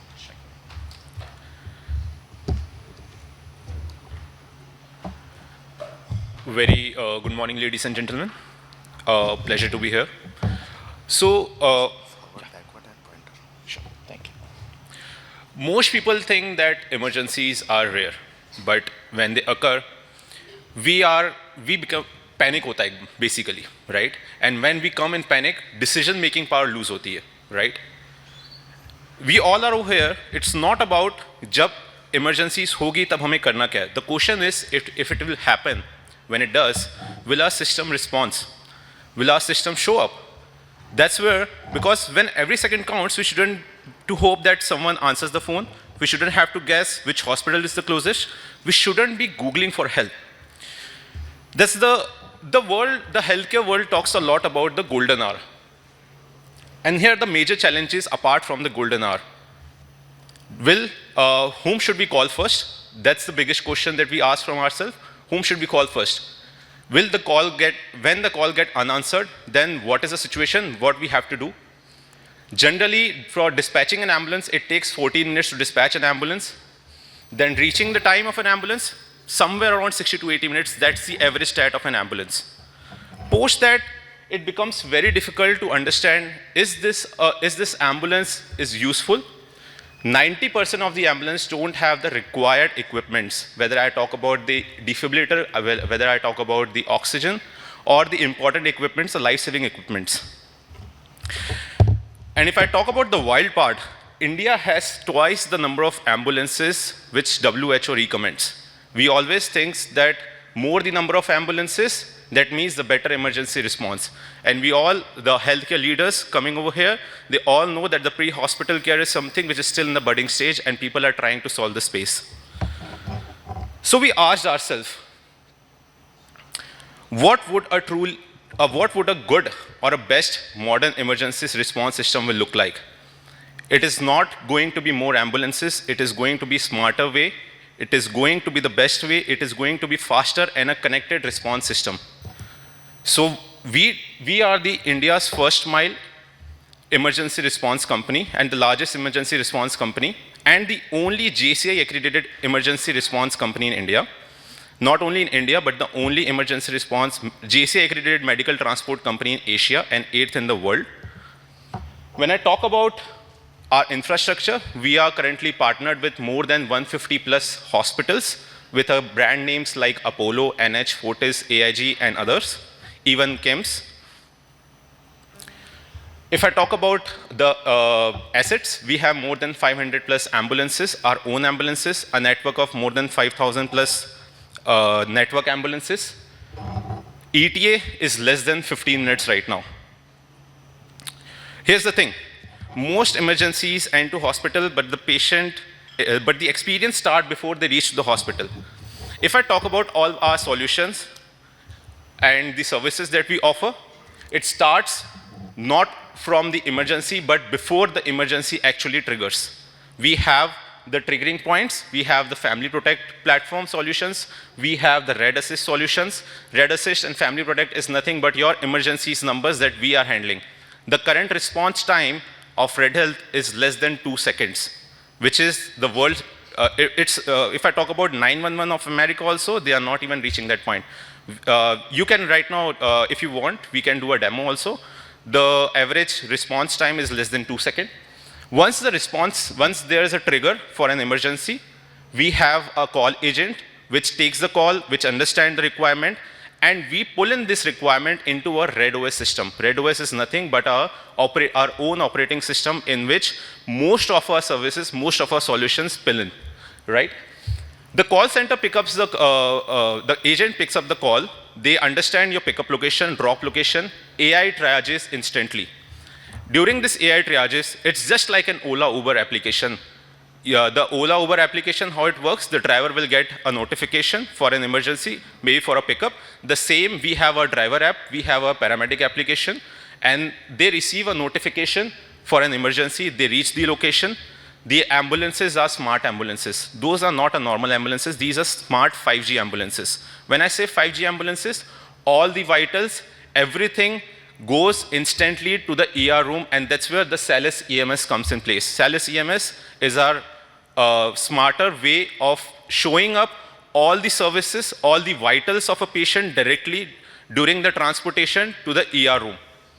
Once the patient reaches the ER, we provide them the ePCR report directly to the ER head once the patient reaches the location. Not only road ambulances, we also cover train ambulances, we also do air ambulances. Now in air ambulances, we don't only cover the domestic air ambulances, but right now we are also doing the international air ambulances as well. If I talk about this month itself, we have done somewhere around 3 to 4 international air ambulance cases.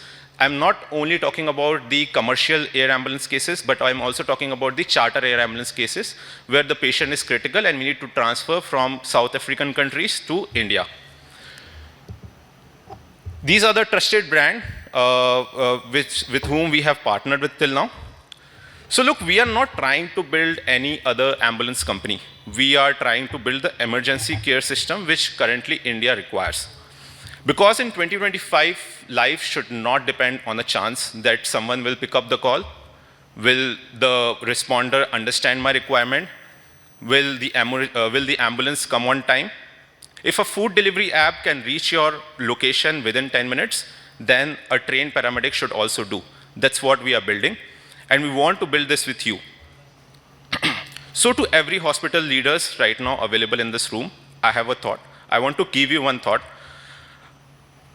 The thought is, let's not wait for an emergencies to come in and then fix our systems. Let's do it together. Let's do it right now. And that's where Red Health does. We are an expert in this space. We know how to change this dimension. We know how to reduce the response time as much as we can. Thank you so much. Thank you, everyone.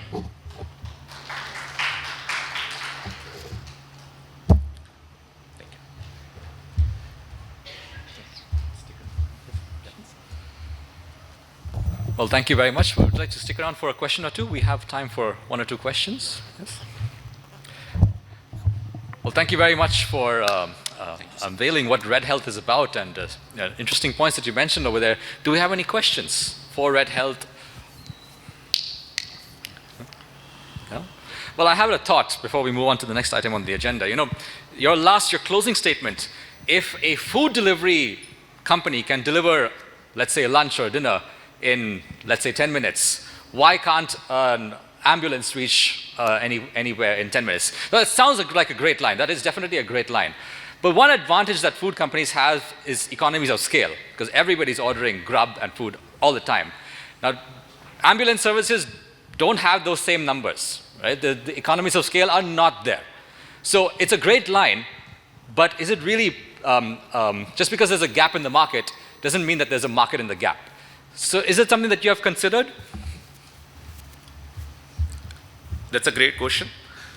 The answer for this is so if I talk about the food delivery thing, it was when the Zomato started or maybe the Blinkit started, people criticizes it कि क्यों ही कोई food order करेगा from a mobile phone, because they were solving the convenience for the patients, for the users, not for the patients, for the users.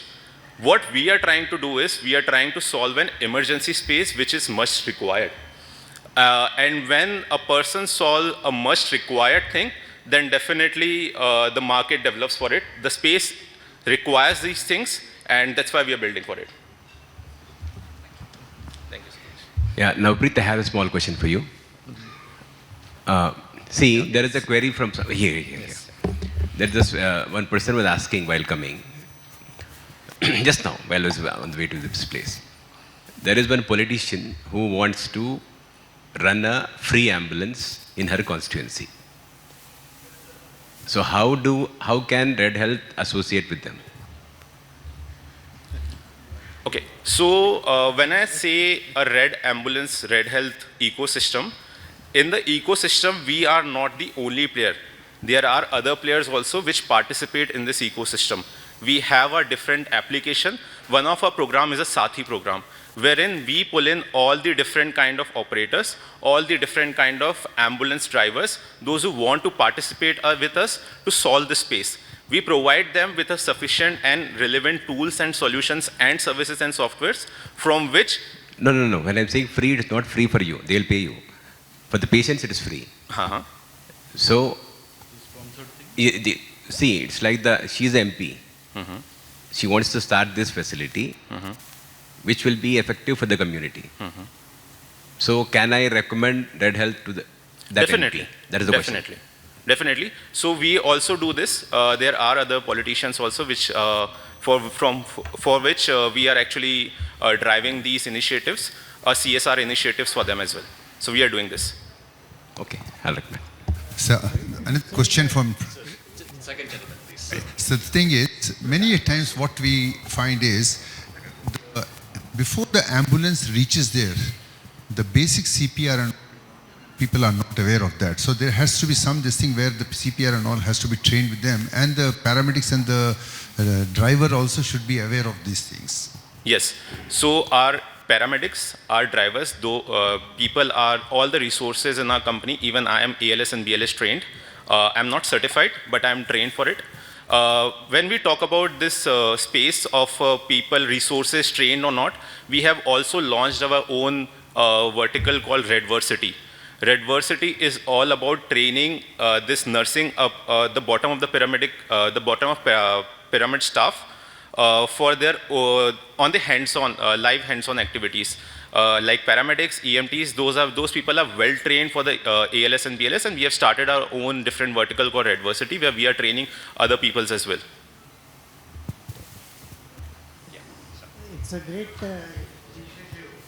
Not that I can say. The only question you have tie up with a lot of hospitals. Did you tie up with the satellite apartments? Like I stay around 2,000 apartments. We are trying for the ambulance from the hospital. Do you have any tie-ups like that? Yes, so we have enterprise tie-ups as well. When I talk about enterprise tie-ups, we are currently tied up with a lot of enterprise companies like Amazon, Flipkart. Those are again the corporate clients. But when I talk about the residential clients also, yes, we do have a partnership with those residential clients. The new vertical that we have launched is Flash. Flash is a quick health commerce which we have launched, wherein the people will have there will be a customer facing application where we provide health in 8 minutes. When I say health in 8 minutes, it includes ambulance, it includes wound care service, it includes any service which you need, which are available like a physiotherapy service, not medicines right now because we are not in the medicine space, but we are providing health in 8 minutes through that application. The place is the application right now is in the beta testing. We are currently testing in Hyderabad on several pin codes. Soon will be live in Pan India. Just to, Red Health actually is operating ambulance in the place where I stay, the society. Yeah, Red Health only is supporting that. Thank you. Thank you very much. So we are cool. Thank you very much. Thank you so much.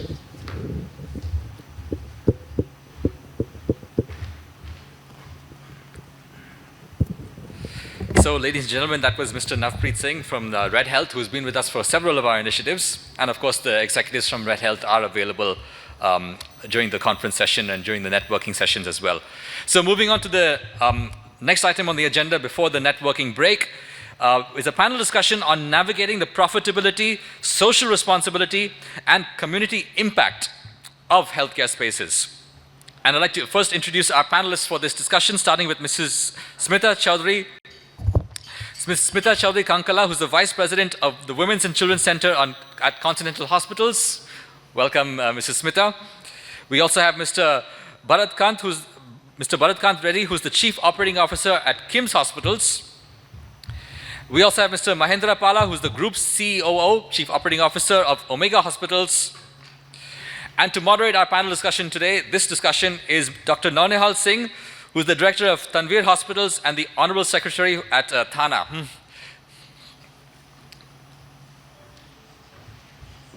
So it's an interesting dilemma, navigating the profitability, social responsibility, and community impact. How do we navigate this fine line? To our panelists, the stage is yours.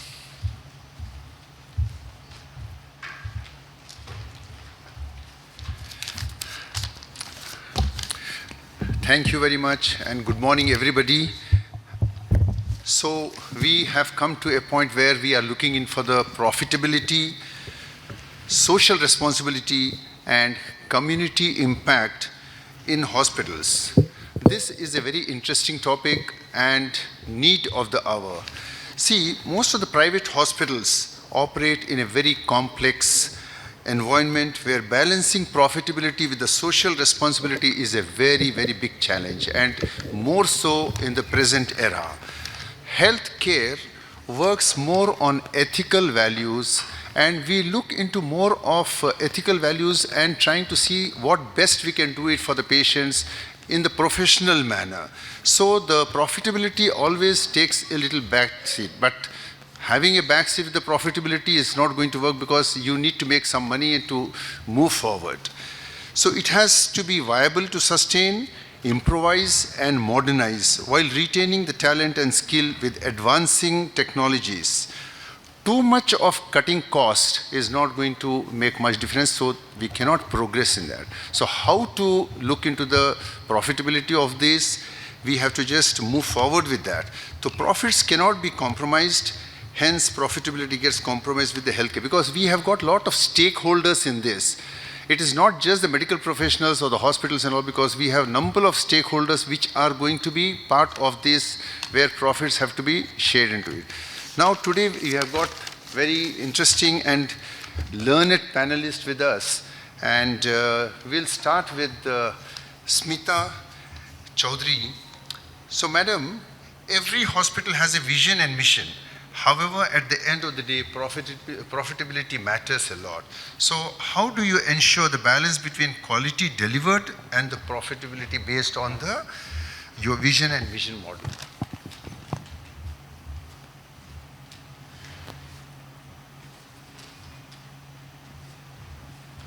Thank you so much. Right, you just need to excuse me if I shiver a little because it's freezing in here. All right, so like you rightfully said, we cannot sustain without profits. So profitability is something that we have to keenly look for while we are building healthcare systems. So before I answer the question about how we balance our vision and mission to profitability, we just want to touch up on, acknowledge a few factors that actually contribute to the profitability itself. See, profitability is beyond just cutting costs or increasing the volumes. It's not just about that anymore. Gone is that understanding, commonly understood is that, you cut the cost or you increase the footfall to your hospital, that increase the profits. But in fact, there are, it's beyond that, because we are at a stage where we have to sit back and think, are we building systems that are sustainable, that are socially impactful, and at the same time, staying true to your vision and mission as well. So there are 5 factors that I felt that we should understand that drive profit mostly. The first thing is trust and reputation of the hospital, and that trust and reputation is not something that we can build with marketing. It's dependent on the patient experience that we are giving, and it depends on the long-term value that we are providing to that community. It builds over a time. So that's the driver. The prime driver for profitability is to build trust and rely, that reputation for yourself. The second one is build efficiency within the processes, not in the cost cutting.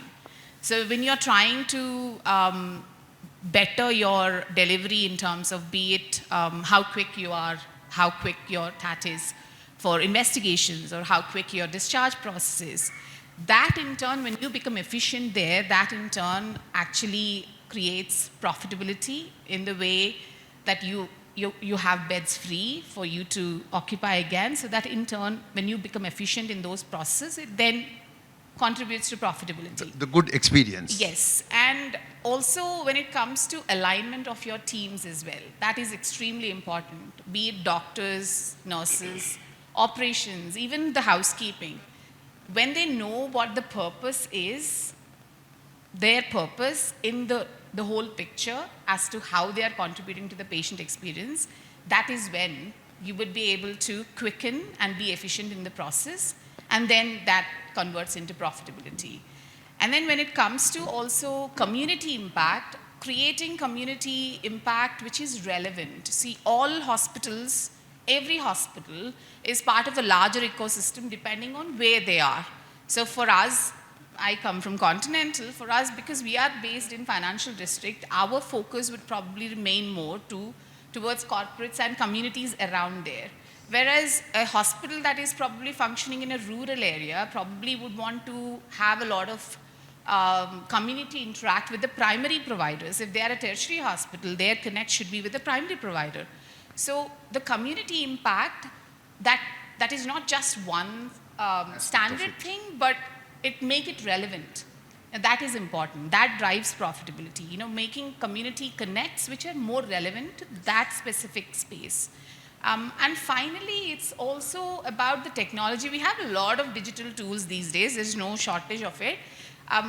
But then the ones that we use, are they actually making any difference to the patient or to the teams that we are working with? Are they giving better experience to the patient? Are they solving a problem that we couldn't solve previously? And also, are they making it easier for the staff and making them more efficient? Making choices of those technology that actually delivers also contributes to profitability. Adds values to it. So I think these 5 factors in today's space, and this applies to either be it a 100-bed hospital or a large hospital that is functioning across national network, I think those key factors contribute to the profitability to start with. And when it comes to balancing the vision and mission to the profitability side of it, see, all hospitals have a vision and mission, and Continental would have one, Apollo or KIMS, Omega, all of us have vision and mission. Yeah. What does it actually bottle it down to? Vision and mission is about defining a purpose for it, right? Yeah. And every purpose, any healthcare organization we take, it bottles down to quality. Yes. Why are we setting it up? We need a purpose, and that purpose ultimately is going to be quality, right?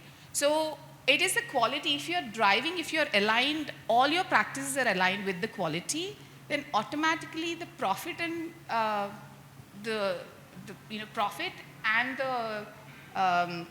the process, they align together. So you don't have to take profitability as a contradiction. It has to come as a consequence. The quality comes as the profitability comes as a consequence of it, right? So just to give some examples of how the quality that we bring in actually makes a difference, just because I work in women and children's space. So our vision and mission is to give internationally benchmarked care, compassionate care, and innovative care, just some of them. So we recently benchmarked our C-section care pathways against an international benchmark that's got introduced according to the new guidelines, where we look at starting from our CTG monitoring, thromboembolism risk, and even lactation counseling. All of that were benchmarked. And just that one small step in benchmarking it actually made a difference. Over a 6 months period, we noticed that on an average, the stay, post-op stay, post-C-section, has reduced by almost a day, which contributes to profitability automatically when we are cutting down on the stay, right? So another example is when we are making community connect activities. We stopped making community connects, one-off events. We stopped doing it altogether. Now we are looking at building long-term connections with corporates and schools, where we have like a year-long program which delivers more value. We don't want to do a single camp. Now we are actually, in terms of the mission-driven, we are looking at being present to our community, but then that converted into increase in footfalls, increase in the trust factor within the community itself. So that indirectly has driven. So the idea is simple. Whatever initiative we take up, small or big, how much mission driven it may be, there has to be a specified define a pathway, impact pathway. And I'm pretty sure that most of them will agree who's in the healthcare space. It eventually brings it to profitability. Yeah. So basically what we mean is prior care, preventive care, extra care on the patient, usage of technologies and the manpower and all definitely brings with the community connections. Yeah. So now my next question is to Mr. Bharat Kant. See, healthcare landscape is evolving. Today, there is a paradigm shift in strategy. It is the patient's experience, because previously in the olden days, it used to be patients used to just go to the doctor looking at the clinical equipment and all. They were never bothered about the hospitality part of it. But nowadays, everybody is looking into the experience, what they want to have it in the hospitals. So experience in the hospital that matters the most for the patient. So what are your comments on that, and what is your thing? Because once you give a good experience and a lot of things, because there will be a lot of stakeholders that will be involved in it. So here's the profitability has to be compromised. So how do you look into it, and how do you do that? See, first thing is profitability is ability to get the profit. So instead of looking at how to get the what to do with the profit we get. We work at involving the factors which will help us to get the profit. Now, let's pull to some points from the earlier discussion. Patient's expectation is that why hospital is not like a mall. Hospital can't be like a mall, but still, expectations of patients is like that. And actually, from Tamil Nadu government, this has done a survey in, if I remember correctly, in 2020 or pre-COVID, not 2020, pre-COVID. And this was published in the Hindu newspaper. So normally Hindu doesn't publish anything just like that. As per that, the patient's expectations, to our surprise, first point what a person expects for the hospital when he comes there, or what he wants, is parking space. Next one is the cafeteria inside the hospital. And the next one is accessibility. And the fourth one is the medical care. So that he's coming to hospital and his medical care is the fourth one. And it's not that actually medical care is the first one, but for him to get a comfortable medical care, he has to get first three. So that's how earlier the hospital and hospitality were different. Now hospitality is 49%, healthcare is 51%. Earlier it was 80% of healthcare and 20% of hospitality. So in this process, as Devananda said in the morning, whatever infrastructural changes we make, at the end it adds to the bill of the patient. So how can we attribute to that? How can we reduce the pain of the patient at the time of discharge? Because when he's coming in, as he said, pain at the time of entrance and pain at the time of discharge both. What normally we do is, there are costs which actually are not added to the patient's bill. But at the same time, see, the advantage of being a network of hospitals is the investment what we have in the hospital is much less compared to what normal people have because of the ability of the negotiation what we have and association with different vendors who adds to our idea of less investment so that the returns are fast and the profits are manageable to run the operations of the hospital. So basically cutting the cost is also one of the factors where... Cutting the cost is not in the treatment part. Cutting the cost in the... It's not exactly cutting the cost. It is negotiating the cost. Yeah. I mean, not compromising in the patient care, but plugging in the loopholes. Yes. That's a major point, yes. So now, Mr. Mahinder, forward-thinking hospitals are using innovative strategies like smart marketing, but all that smart marketing, everything which comes with a cost. So how do you manage with that? Yeah, good morning. Good morning, everyone. I'm really happy to be a part of this summit happening in this city, Hyderabad, which has become one of the most dynamic healthcare hub in India. So hospitals are not only the institutions to treat people, but it has become the hub of innovations, technologies, and patient experience. So, sir, forward-thinking hospitals, as the summit is going on in Hyderabad, I would like to highlight about the forward-thinking hospitals landscape of Hyderabad, which are proactively working in different directions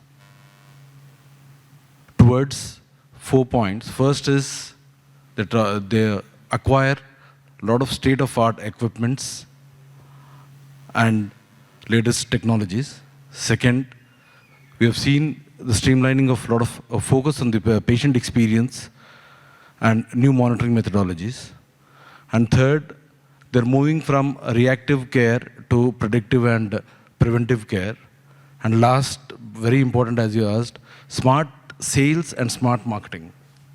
So when I have to talk about these 4 points a little bit in detail, again I will say that Hyderabad has taken the leadership role in executing the quaternary care and adopting the cutting-edge technologies, which are like for the first time in India or few are first in Asia.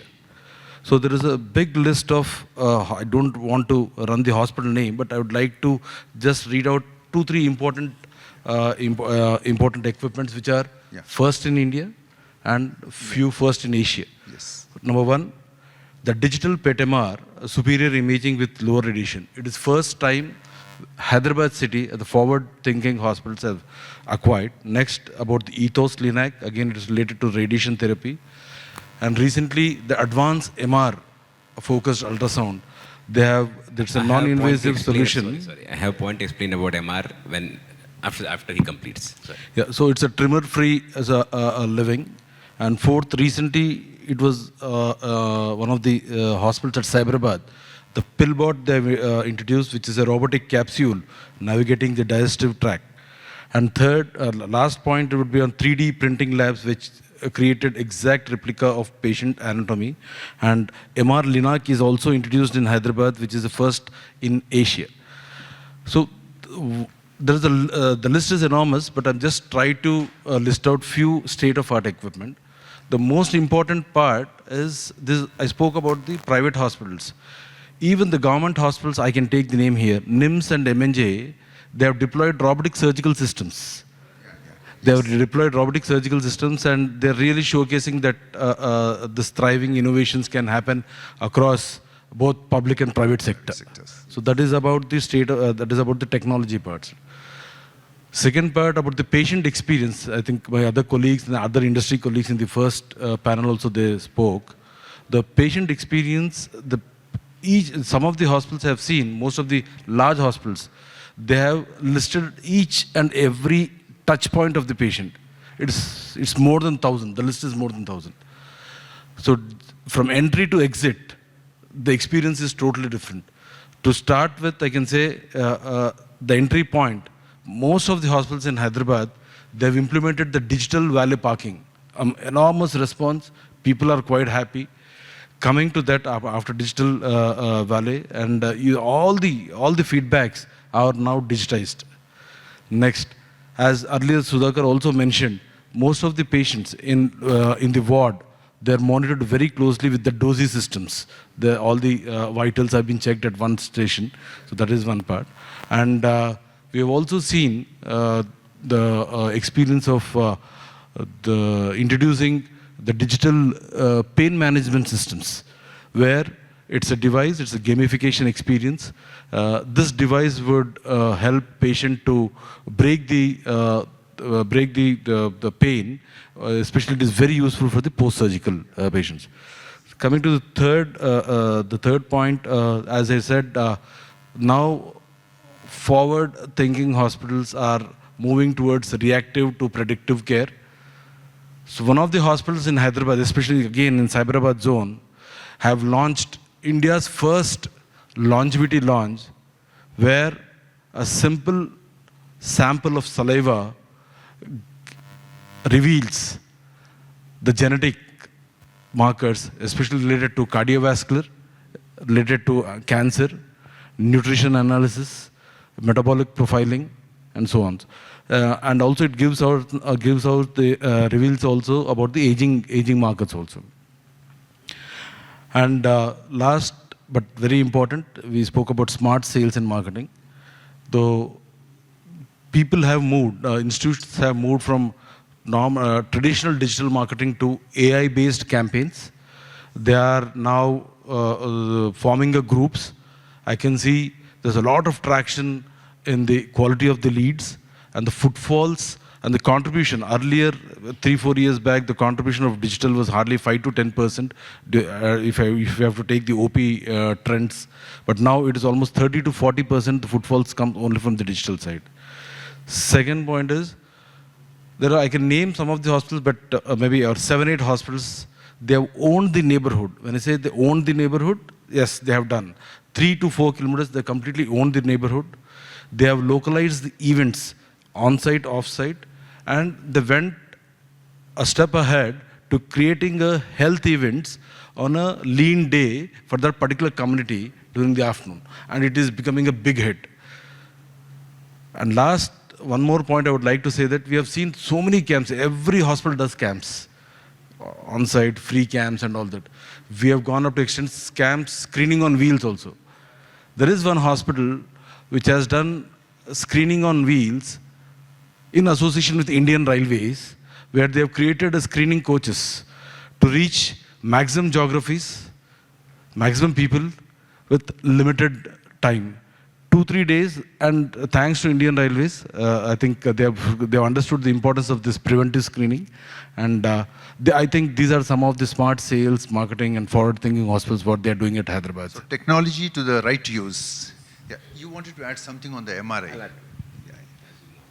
So the next question again to Mr. Mahinder only, in continuation.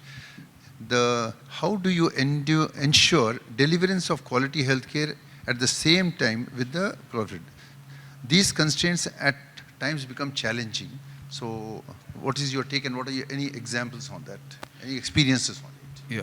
So deliverance of quality, extending quality care while sustaining the profitability is quite complex actually, but it is achievable. I strongly feel that it has to be taken as a separate project, and it has to be clearly planned, and the main thing is the execution within the time frame. So one of my experience where we had a network of hospitals, 5-6 hospitals, where entire lab services was decentralized. So we have created a centralized lab systems where we have evolved both profitability and quality with integration with a lot of workflows and minimized turnaround time, created a transfer price, streamlined logistics, and we have created online reporting for all the people. And as Bharat also mentioned, we have raised the bar of the power of negotiation, which we have to renegotiate with all the labs. We have taken the controls of all the outsourced labs in different geographies also. So the result of this centralized lab was, it was adding almost 2 to 2.5 CR on my top line, and with a very reasonable EBITDA. And today, now it is operated as a separate strategic business unit with a reasonable EBITDA. That's great, really great. So now, Smita, what are the other factors in your opinion that drive profitability? I think both of them have touched up on preventive health. Yes. Right. So that's where the next move is going. I think we are already there. The focus is more on preventive health. So more and more services are now being built around preventive health, which in turn, I mean, even the preventive health packages are not done for free, right? So they are making money for hospitals. Yes. And in, they're actually making the community healthier because they're able to catch the diseases earlier. So it's giving that community impact at the same time while they're building profitability in the sense that they already have them in the loop, and whenever the patient does come up with these symptoms, they are the first ones. That recall is already established. So preventive health, that's one thing, that space. I think the other thing that we've discussed about, I think Mr. Anil was talking to us about integrated clinic, that conscious. So I think integrated care within the hospitals is also something that will actually drive profitability. Right now, even within a multi-speciality hospital which boasts about providing all under one roof, they work in silos. A lot of departments work in silos, and I think bridging that gap and bringing them all together, that integration will definitely contribute to profitability. That's one thing. And I think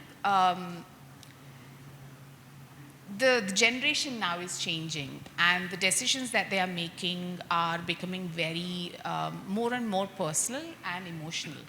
So I think going forward, patients are our consumers for private healthcare. So so I think they will make decisions to go to hospitals that actually put out an ethical brand for them, create an ethical brand for themselves, And that really is not just about marketing, it's about the decisions they're making beyond healthcare, beyond the services that they're actually offering. It has to do with, are they inclusive? Are they progressive? The decisions that they're making in terms of their recruitment, the practices that they have, how are they with their teams? How do they encourage and empower them? These may not seem like decision makers for a patient to come to the hospital, but going forward, that builds a brand value for the hospital itself. And I think that is very, very important for a long-term profitability. It may not show return immediately, but for long-term, that is important. And finally, I think the most important of all, you cannot expect to provide a responsible service when you do not have a responsible culture. That comes from people. So it is the investments that hospitals are making, healthcare organizations are making on their own people to build that culture, to drive that culture. And that needs clarity right from the leadership level to drive it down to the teams. And I think building that culture also contributes to the profitability. I think that's the most important one of all, even though I've mentioned it as the last one. Thank you. You wanted to add this thing? Yes, sir. To this regarding the social responsibility and the community impact, see, COVID has shown us how vulnerable we are and what is our bed to population ratio. So this is what, let me quote something. As per National Health Profile 2021, our India has 0.6 beds per 1,000 population. Unfortunately, Telangana has 0.57 beds per 1,000 population. But what is recommended by National Health Policy 2017 is 2 beds for 1,000 beds, for 1,000 population. So how do we achieve that? Who is responsible for this? Are the hospitals are responsible, or citizens are responsible?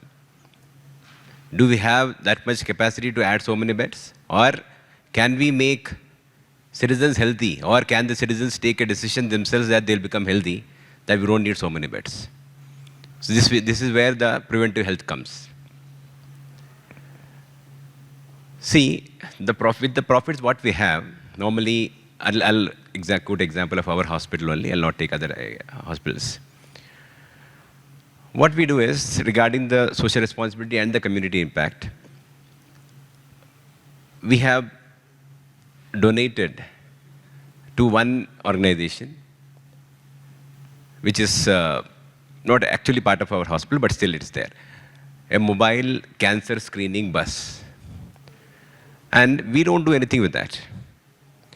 After that, we have a tie-up with CII and with some NGOs, with other states, and mostly it is in Telangana and Andhra.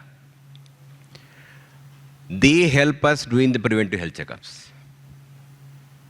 The investment is from the hospital, and we help them get the preventive health checked for the residents of Telangana and Andhra Pradesh. And even someone may feel that we are adding business into this. No, there is no business part at all. Because our objective is to make the people aware of their present condition, health condition, and take treatment wherever it is feasible for them. It's not that everyone from Telangana can come to Hyderabad and come to our hospital only. May not be possible. They can go wherever they want, but they should be aware. At the same time, what happens is, one point I'd appreciate the government of Telangana also here. For the first time, in that mobile screening bus, they have given a permission for mobile ultrasound. Normally, ultrasound, government doesn't give permission. This is the only first time we got this permission directly from the health secretary, when we approached and explained what is the purpose of this.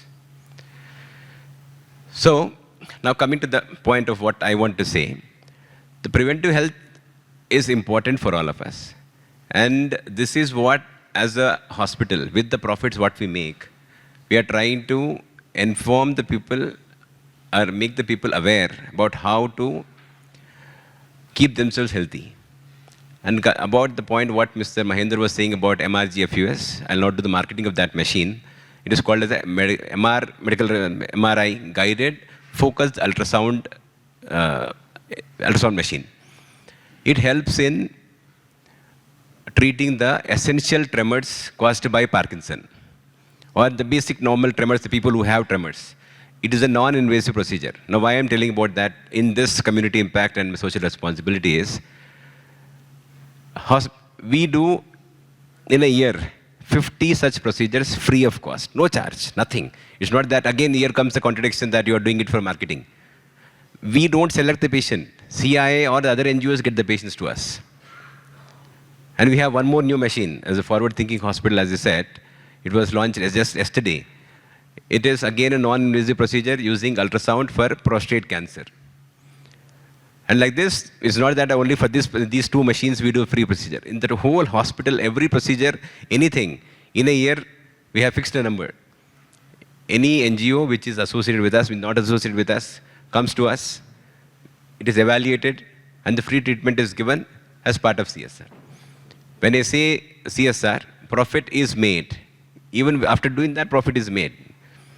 But most of you are from the hospitals, so you'll understand. Hospitals are actually not good profit makers. Actually, have not much profits.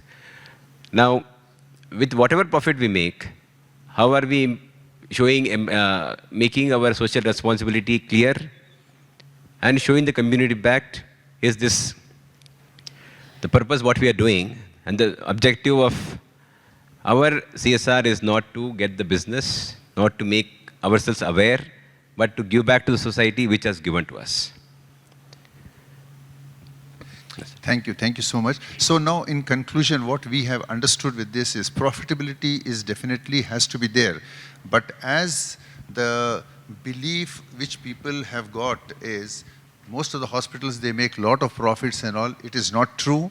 Hospitals really don't make much of profit. Whatever they make it, they have to again reinvest it on their innovations or adding up to the value of the systems, whatever they have to do it, as well as the social responsibility which we have discussed about it. The other important point which I want to emphasize here is, as rightly pointed out by Bharat, the preventive aspect has to be much more taken care of, because with that we are going to have a healthy population, and we should try to see that as much as possible we should concentrate more on preventive aspect and try to give a good experience with the ethical values practice which we are going to give.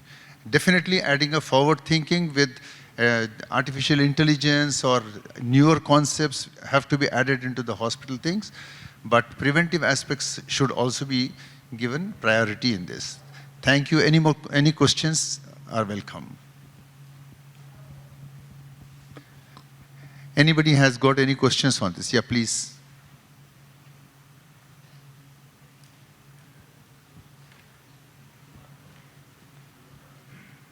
Yeah, the person in the last.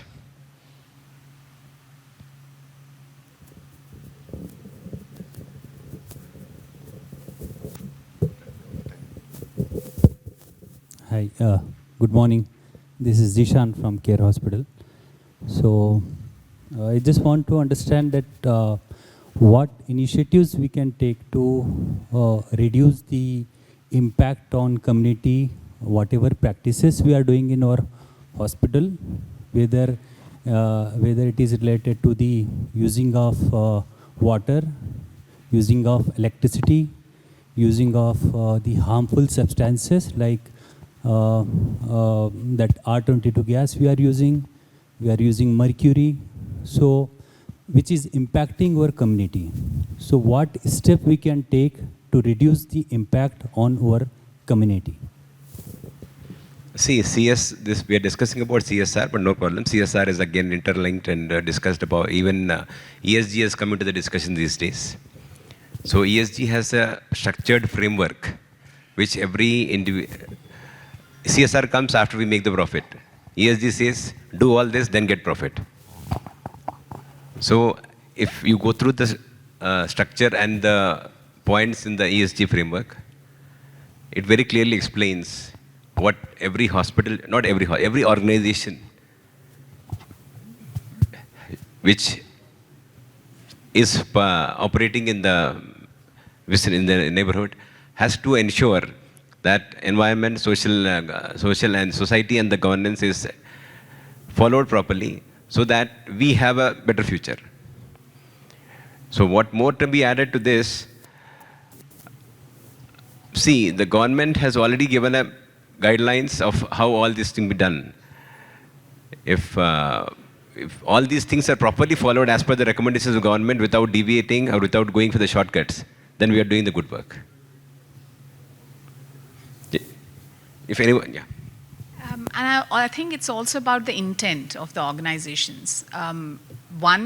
Some organizations do it just because there is a guideline.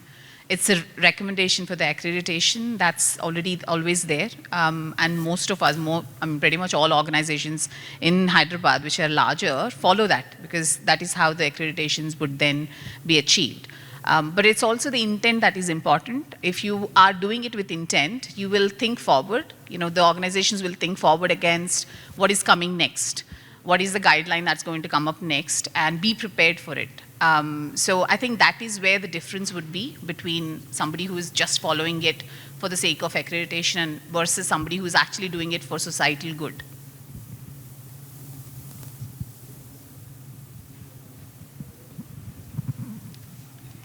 Any other?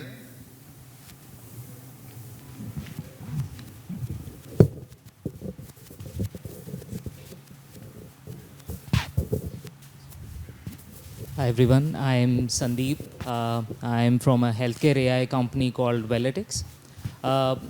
What I wanted to ask to the panel here is basically we are a company who are looking at three parts of.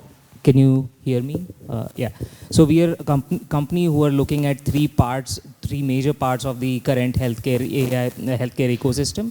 One being the doctor burnout, one being the patient experience in itself, and the third being the whole healthcare data problem of it. So we are trying to issue all of these problems together with a very comprehensive platform. So I have heard most of you speaking about how to achieve profitability, how to go towards the social responsibility, all of that side of it. Where I come from is when there are systems like AI platforms, AI assistants and agents, which are at play currently, how open are the hospitals to spend on such platforms or technologies? Because we always see that gap between what the startups or the companies are currently offering versus what the hospitals want to spend at a particular time. So how do we bridge that? One is cost optimization for sure. So we are definitely there. What are the other issues that we can probably address to get there is what I wanted to ask. You see, I think, again, I will speak about the forward-thinking hospitals. All these things, what you asked, most of the hospitals are evaluating. And again, I will talk about a Cyberabad zone hospital only. The reason is, one of the Cyberabad zone hospitals have started a project called PET. It's not a PET scan or positive, that's not a machine. They have evaluated the feedbacks of each and every patient at each and every touch point. Even they have taken feedbacks from the doctors and created a project called Patient Experience Transformation.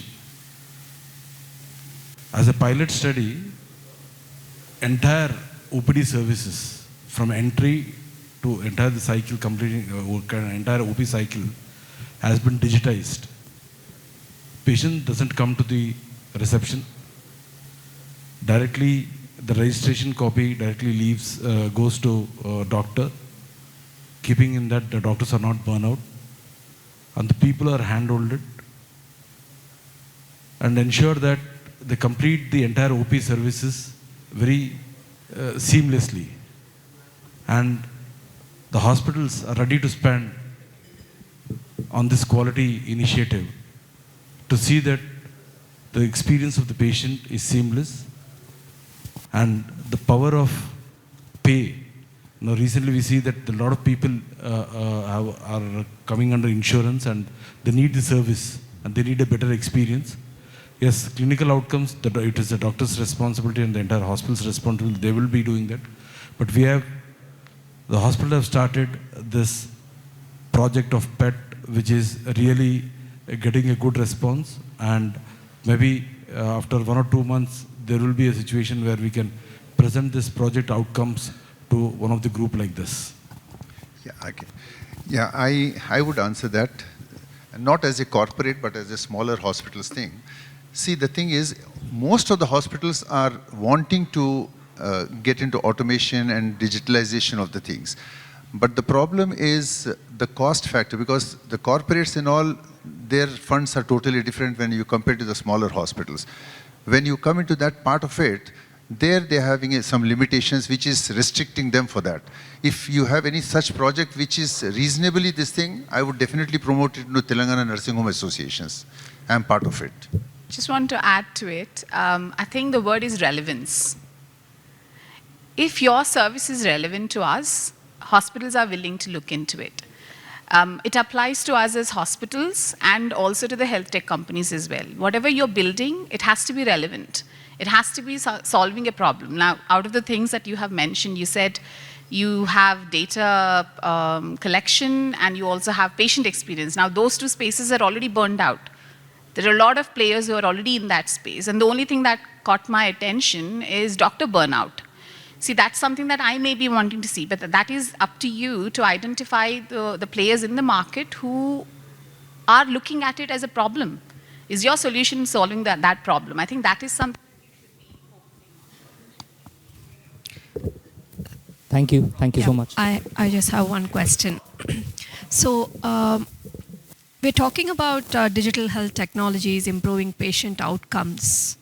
So, how do you think the digital health technologies have an impact on profitability?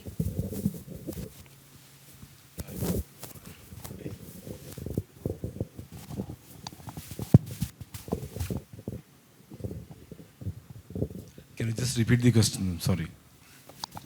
We're talking about digital health technologies in the hospitals improving patient outcomes, right?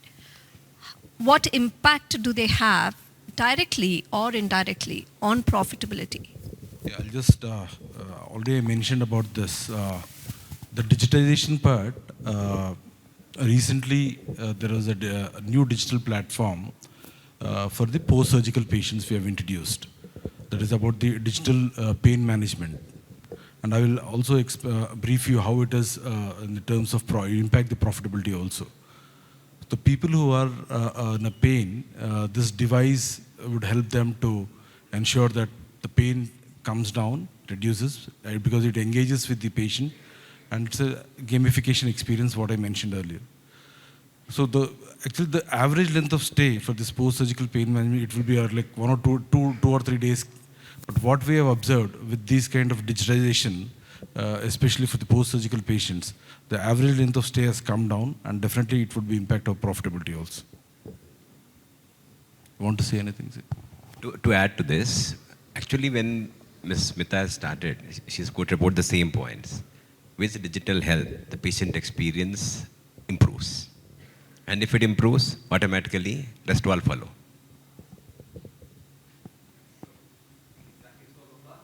All right. Closed perfectly on time. Thank you very much for all of our panelists. Can we please pose for a photo shoot? Yeah, I have one point. Last point, sir. Yes. It's for everyone, including me. That social responsibility is not only for the corporates or for the organizations, it is even for the individuals, for all of us. So let us be a responsible citizens so that we give back this planet to our children the way we took from our parents. And on that profound note, thank you very much, sir. So, ladies and gentlemen, it is exactly 12 o'clock, and the next item on the agenda is, of course, a networking session. So please join us just outside, that is your right side of the hall. Just beyond the doors, we have a canopy set up, and we've got refreshments and beverages set up for you.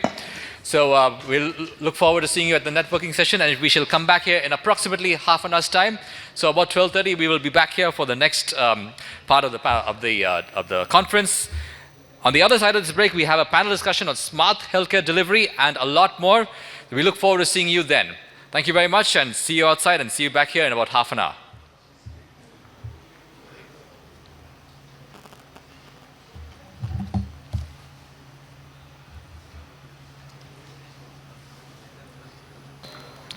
We also have Mr. Nilesh Gupta, who's the Hospital Chief Operating Officer of CARE Hospital in High Tech City, right here in Hyderabad.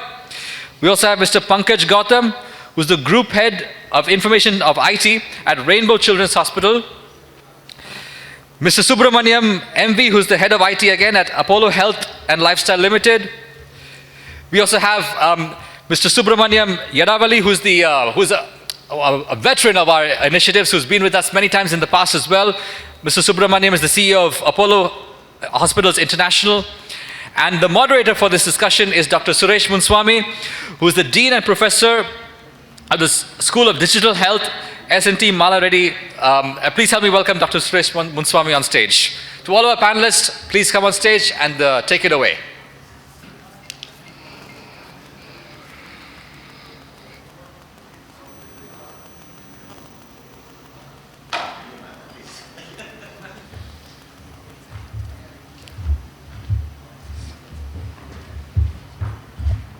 So Dr. Suresh, smart healthcare, what is it about, and how can we look at it from the right perspective, and most important, how can we implement that effectively? Please shed some light on this elusive topic. Thanks, Mr. Sunny. Well, everybody has a smartphone, so I guess everybody is smart. Absolutely. I think the challenge here is how do we become even more smarter? Because we are all starting from a base of being smart. The challenges in healthcare are pretty much the same. There is always awareness.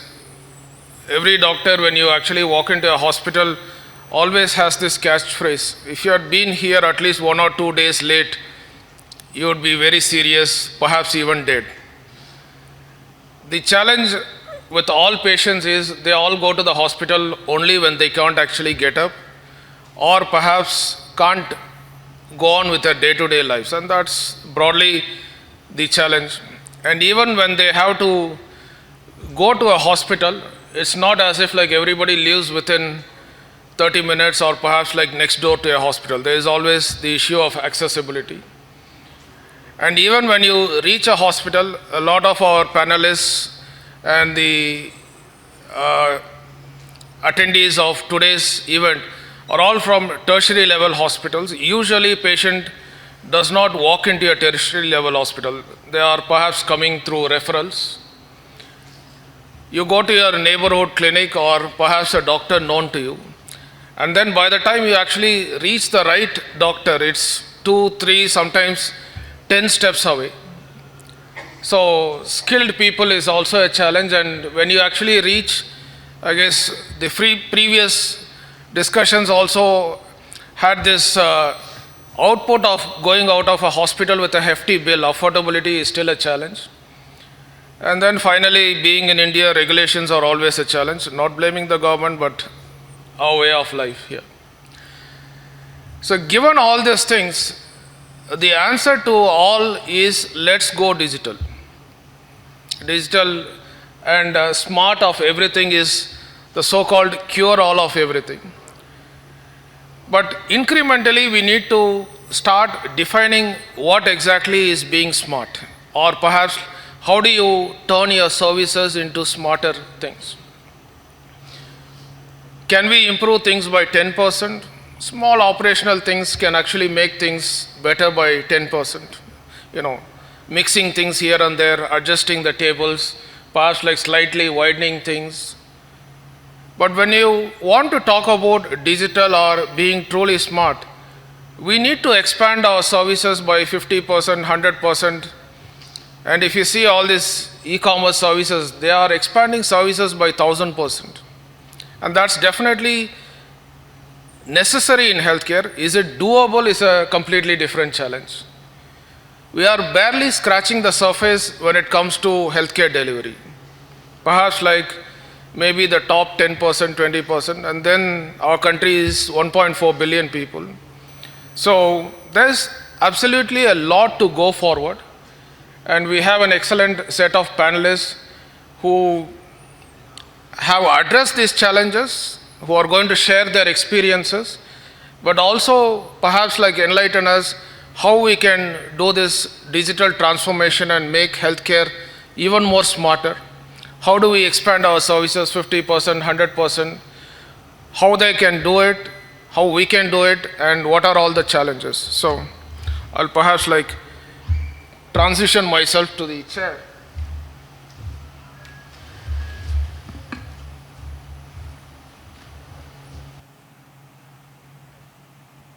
And carry on the discussion with the first question to Mr. Subramaniam. There are two Subramaniams in this panel. The odds of having two people or two names in the same panel, well, I'm not doing the calculation for now, but I think we'll perhaps like do it for some other day. Mr. Subramaniam is representing Apollo Hospitals, and there's a small nostalgic element to it. Long ago, when I was a kid, I listened to the so-called doyen of Indian healthcare, Dr. P.C. Reddy, recount his experiences on how difficult it was to get one single telephone line at Apollo Grim's Hospital. He had to actually speak to the then Prime Minister Rajiv Gandhi and then get those things. And then when I think Apollo Indraprastha was actually set up, BSNL set up a whole network node there. And now we have expanded from one telephone line to a network to everybody carrying 2-3 phones in their pocket. But that's also a great platform for healthcare to be expanded. And Mr. Subramaniam, I would like you to first recount your experiences on how you have achieved so much with Apollo telemedicine. That's only the first question. Some highlights of it, and perhaps like how can we expand 5 times, 10 times, and perhaps like reach to all the postcodes in our country. Thank you so much. First, let me thank the Healthcare Summit organizers for organizing this and inviting us to speak to you. I also thank all of you who are sitting here and willing to listen to us. I think a big thanks to all of you who are willing to listen to us. So, and also, it's nice to sit in a panel among the very smart people, young people, and sir, you don't have any problem. I'm the older version of Subramaniam. There is a newer version here, so it's easy to recognize. So, coming back to what you have asked me about telemedicine. So, Apollo, as sir very rightly said, we started our operations in 1982, almost more than 40 years ago in India, where healthcare is more a state subject. So we started this privatization and getting international standard hospitals into this country. As you very rightly said, sir, we had millions of challenges, while bringing this sort of medical institutions into the country. One of the challenges in those days, even today, is how do we bring in equitable and accessible healthcare across the country, where our country is a very, very vast country where you can't have accessible healthcare only by setting up just hospitals. It is not possible. Everywhere you can't make. We have Himalayas, we have very northeast and various other places where probably today you can't reach also. So that's the time we were contemplating that how do we make healthcare more accessible and equitable to the people. So the best solution, everyone, it's not just Apollo, across the world we recognize that the telemedicine is something which need to get into and give this sort of experience to the people and also equitable, accessible healthcare to people. So that's when the entire moment started. Obviously, Apollo was in the forefront because we started the first healthcare facilities in India. So that that advantage of, first mover advantage is always there with Apollo. We started various centers at various places where our doctors are connected.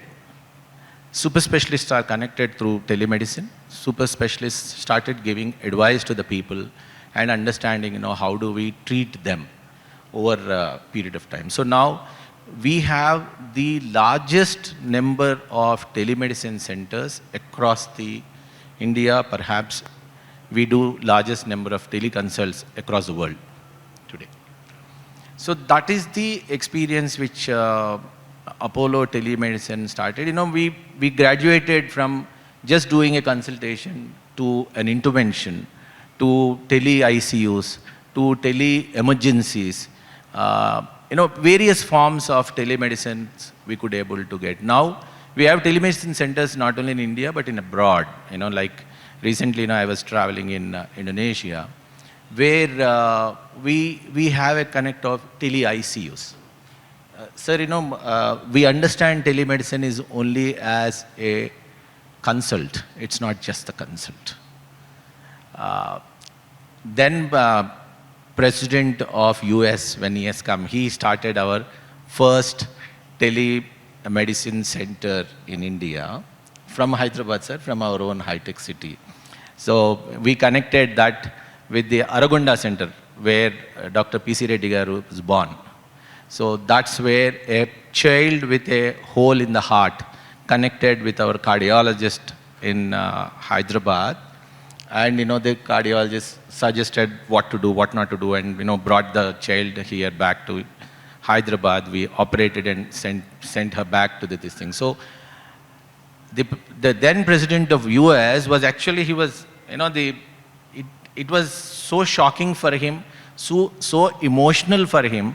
He said, this is something, the world should follow. So India, it's not just Apollo. India is capable of doing such great things. And I'm so happy that I'm part of this entire journey. And we did a lot of consults, a lot of these things. So going forward, probably if time permits, I will share some of the stories in that so that, you'll be able to understand more. Thank you so much. Sir, I'll just have a quick follow-up question also. And maybe one more anecdote. When I was in the Northeast, I found that a lot of patients actually walk into the Apollo small clinics and basically want them to be connected to doctors in Chennai or in Hyderabad. They specifically asked for that. And when I went to meet one of my college friends in Apollo Chennai, he's so busy. And he's literally says, all the day I'm sitting in front of these telemedicine monitors, and he is now seeing 5 times more patients than seeing physical patients. And his life has kind of transformed to the point that he sees his family also on a monitor only these days. But back to the follow-up question, I think telemedicine would soon become telepresence, where I think with the advancement of robotic surgery, more and more tertiary care services would be remotely done. But how about primary care services, where basic things like language creates a barrier, technical challenges are there, although we say India is a vast country, connectivity is a challenge. And simply seeing a doctor on the screen is not perhaps like the only thing that is necessary. There are also the whole ecosystem that actually needs to be there around it. So if you are going to expand to telemedicine to primary care, how can we actually do it? Because I think that's where the perhaps numbers are, bigger numbers. Sure. And a great question actually. I'll wrap up this in next 2 minutes because I know that lots of our own panelists have to share their views. One is in medicine, whatever form of technology we talk, it is only complementary. It can't be something replace a doctor or a nurse. That's the primary thing, that's the bottom line. Bottom line is whatever technology we use. But technology is necessary today to expand, like as you very rightly said, there is a robotics which we do remotely now. But the robot, we cannot ask the robot just to do it like what we see in movies, we give some command and robo will do. No, robo is operated by a doctor in the theater nearby. It is not that something without a human intervention, medicine can work. So it's a complementary, number one. Number two, when you come to the question of primary health care, in fact, AP government, about 10 years ago, Pankaj was with me actually that time. They started, they call primary telehealth centers. This is called urban health centers. They created almost about 400-500 such centers across AP in various villages, where Apollo is the partners for AP government to do this particular centers and connect with patients and give the advice of this thing. But today, in today's world, you are very right, the language is an issue. But we have actually overcrossed that. I was talking to one of the persons who's from Google. His name is Mani. He is one person who developed this language, this thing for the healthcare. Now, whatever we talk, it can translate into their language, and whatever they can talk, it can translate into the other language, and very seamlessly. In fact, we are doing that one project in Bahasa language in Indonesia, where the language is automatically converted, and it can predict even emotions. The AI can predict an emotion and also can answer. So now actually that language is no more a barrier at this point of time. So it's very nice. And lot of the primary healthcare units are getting very, very largely benefited by the telemedicine now. So it has become more accessible, more easily to understand, and it's doing a great job. Thank you so much. Thank you very much. So to kind of summarize, telemedicine is only going to grow. It's going to cover wider audiences. But my question is to Ms. Deepthi. How ready are the healthcare professionals when it comes to the digital services? Are they kind of see it as an additional burden? Can they kind of transform their own services? And is there anything that you're actually doing in your hospital to perhaps upgrade their skill level so that they can now perhaps live with the digital services? And what kind of value addition can training healthcare personnel bring into better services? Thank you for that question. Thank you, HealthCare Summit, for inviting me to such an important panel, and thank you all for hearing us out today. So last year, actually, we conducted a survey. I run an entity called as D-School as well, alongside the massive portfolio of Ozone hospitals. So we conducted a survey to assess the skill levels, a skill audit of all the healthcare professionals in the healthcare organizations. We picked up about 5 organizations within Hyderabad itself, and but hospitals are both public, private, and government entities. So the skill levels for digital health technologies was below average in terms of they knew what was going on around the world, but they didn't know where to start.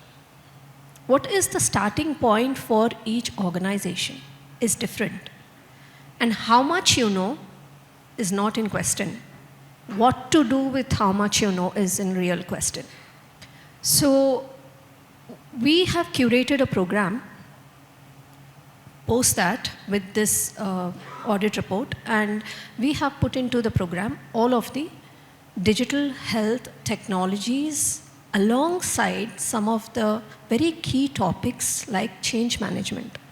Because while you're transforming technology, you also need to know how to manage the change within your own organization. So this was quite crucial because some organizations have started with doing something in their hospitals or in their organizations, but then it dropped off in between because they couldn't manage the change. Now, with all what you know, you should also be able to manage the change, sustain it, and then, maintain it and go further with it. That can bring the changes in the operational efficiencies and in the patient care outcomes. So this program consisted everything to do with digital health technologies, right from triage to treatment and surgeries. So it contained cybersecurity, which is so crucial, data analytics, data mining. What do we do with the data? We have to have meaningful data. So people don't know how to use the data because whatever data they get is what they think is, okay, we can use this for creating an AI, ML algorithm. But is that data valid? So all of these things were actually covered in the program. And we've got tremendously very good feedback from the participants. I stuck to a very low cohort of professionals, 20 professionals from major corporates in Hyderabad and across the government as well, even from Ayushman Bharat, some of them have joined. They said this program was very, very helpful for them to go back and hit the ground running in their own organizations. And they know the starting point then, because starting points are different for each hospital. So that was a huge success of that program, and I think it's very crucial for every middle level and above to managers and above to have a flair of this program. Run, whoever is thinking of digital health technologies in their hospitals, if they run through this program, I think they will have a very clear objective and set milestones for their organizations towards the completion. Thank you. Thank you. Again, I have a small follow-up question also. You actually rightly mentioned that data plays a very key role, and people have to understand what good data is. Not all data is actually valuable. And data has to be sourced in a specific way. There needs to be standards for sourcing data, for analyzing it, for understanding it.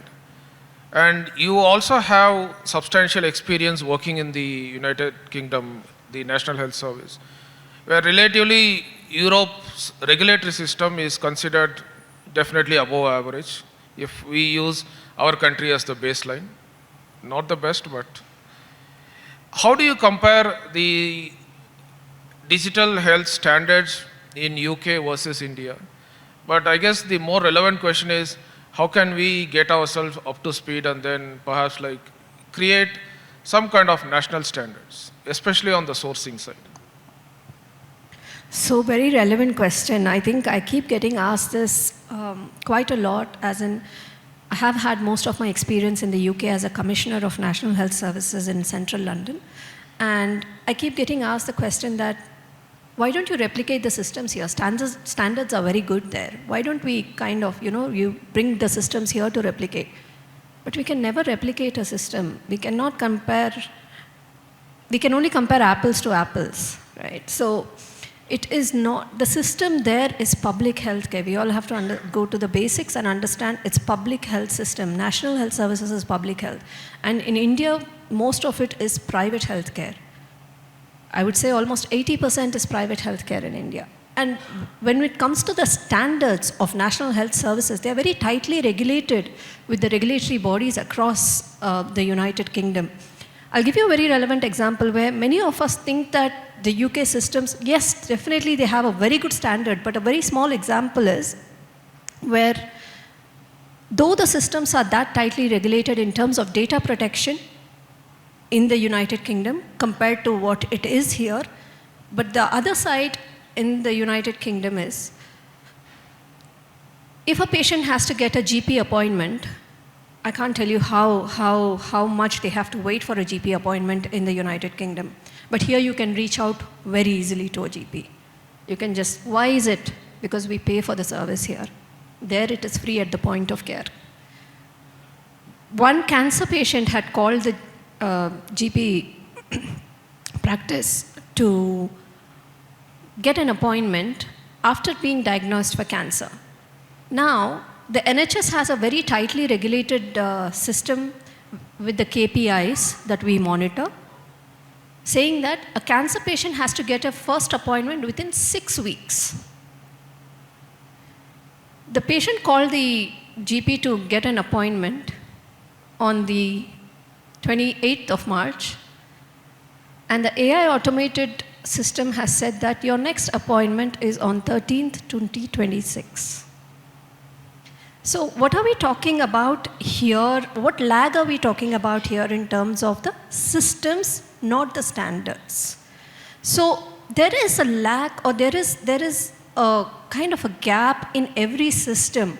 Now, whether we are using the right digital technologies and the right data, see, should the NHS or the particular practice have the right data, he would have given the appointment within 6 weeks.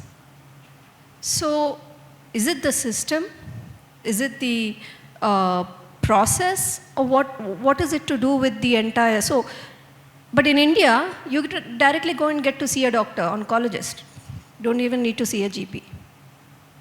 So there is this gap in every system. So that's why I said we can't compare apples to apples. It is different. Systems are different. NHS has its own set of pros and cons. Our system has our own set of pros and cons, but the standards are very tight in the NHS. The GDPR is very tight. We have just come up with our DPDP Act. So it is still in process to become tight, you know, compared to what we have in GDPR. I was just talking to him about the DPDP Act and how systems were regulated. So in India, we have a long way to go in terms of regulation of our entire digital health technology, or whether you call it the data protection. So yes, I can't compare, but yes, every system has its own set of goods and bads. Thank you, Ms. Deepti.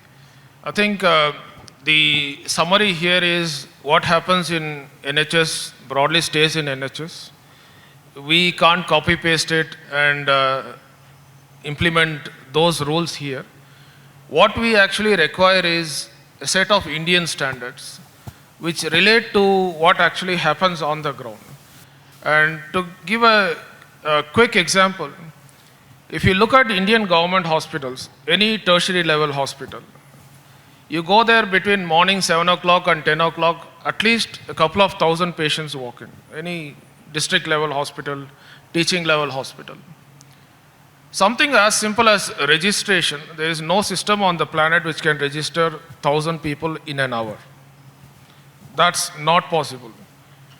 But we still want to import this existing EHRs, which broadly can cater to 20, at the max 50 patients an hour if you are extremely talented, extremely efficient, and bring them to Indian ecosystem, which does not actually relate to the technology that is available. India needs not just new standards, but perhaps a new thought process, new technologies, because we are 10 times more populated than a lot of these countries where digital health systems are actually implemented.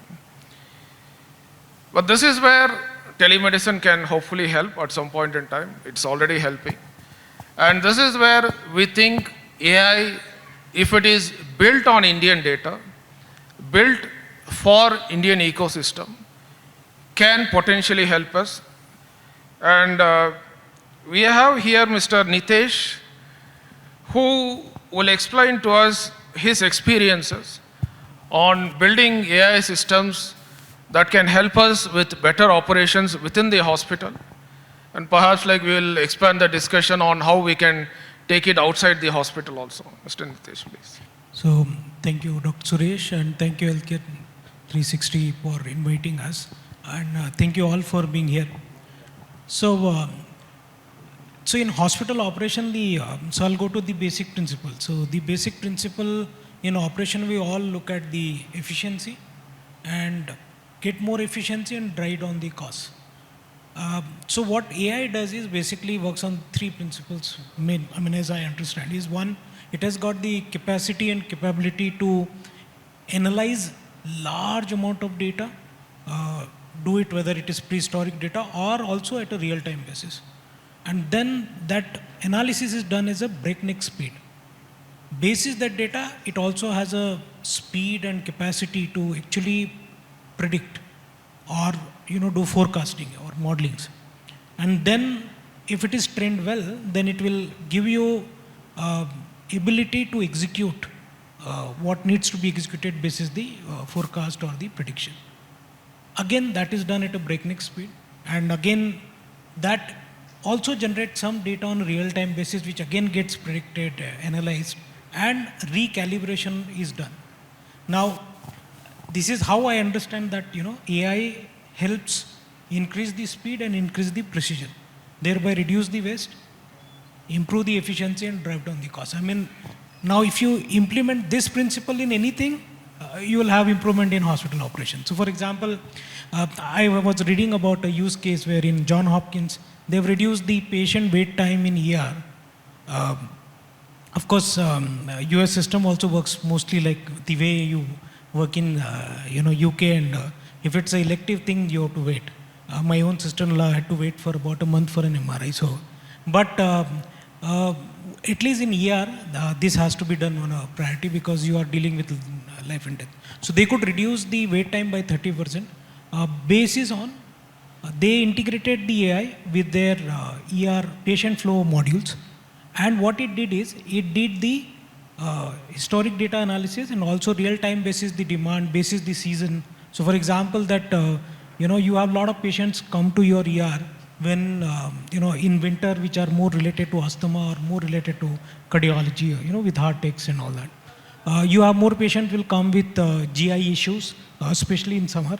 You'll have more patients coming with flu the moment the season changes. So this type of predictive analytics implemented in hospital, giving the demand forecasting, then can help with multiple things. So you can schedule the appointment basis, that you can do the load-based and skill-based staffing. You can also work on other things in terms of if there are staffs who are continuously into the shifts and they are required, you can actually work on somewhere where you get a database where you can call in people who can work on temp. So there are a lot of things which can help. One major important area in operation is inventory management, and because there are less people involved, it's mostly data and material. I see the implementation of AI there is very, very robust, and it can really help us. There are applications which I spoke about, the patient flow management. There is a Lintas, there is an application which helps ensure that the basis the demand forecasting, you ensure how your ORs are scheduled. Same way in inventory, if you combine the AI along with the RFID barcode scanners, you can track the inventory on a real-time basis. That will ensure that you can actually, because in hospital we keep a lot of inventory at many corners and it is same. You can actually have less inventory and actually have a just-in-time philosophy within your own hospital and supply other departments fast. You can also have a near expiry drugs monitoring, ensure that they are either get utilized or they are ordered in such a way that it is based on the predictive modeling. Also, it can help you in improving the efficiency of entire supply chain management by ensuring that you have a performance comparison of the suppliers, pricing, lead time, and that's how the auto replenishments are happening, basis demand or basis the threshold level. So those three basic principles is what I feel is that doing things at fast speed, doing things right at time with more accuracy, thereby it can reduce the time taken, it can reduce the wastage, errors, and that's how the efficiency is improved. Thank you. Thank you, Mr. Nitesh. I think broadly, hospitals are now generating so much of data that I think we have reached a point where it is humanly not possible to analyze all the data and come out with real-time inferences. That's absolutely not possible at all. We have reached, perhaps like crossed that point a long time ago. There are challenges also. For the data that we understand, especially on the operation side, it's relatively easy to set benchmarks and say if it crosses certain threshold, send out an alert. On the patient side, I guess it's not as simple as things are. And we have also reached a point where we can't see all the data on screens. The screens or even our human vision can only perhaps like be that large.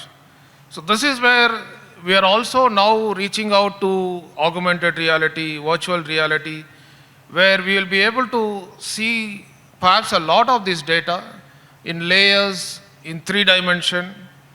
And these things are also slowly getting integrated more and more into healthcare.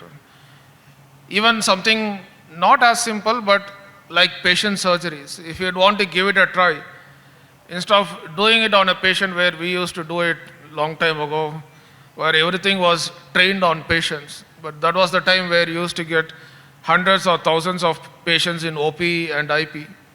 Now you can try them all on AR and VR. You can try out a lot of therapies on AR and VR.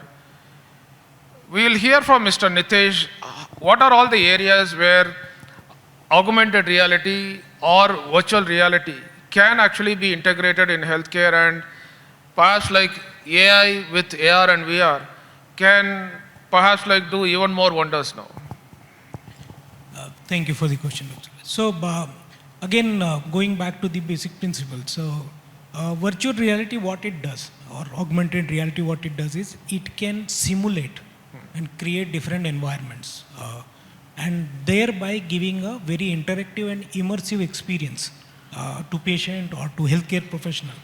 Now, from there, what happens is that because it is very interactive, very immersive, you can use it for multiple things. So for example, we can use it in, and actually it is getting used in medical training. So nowadays there are 3D models of anatomy where students can learn the complex structures.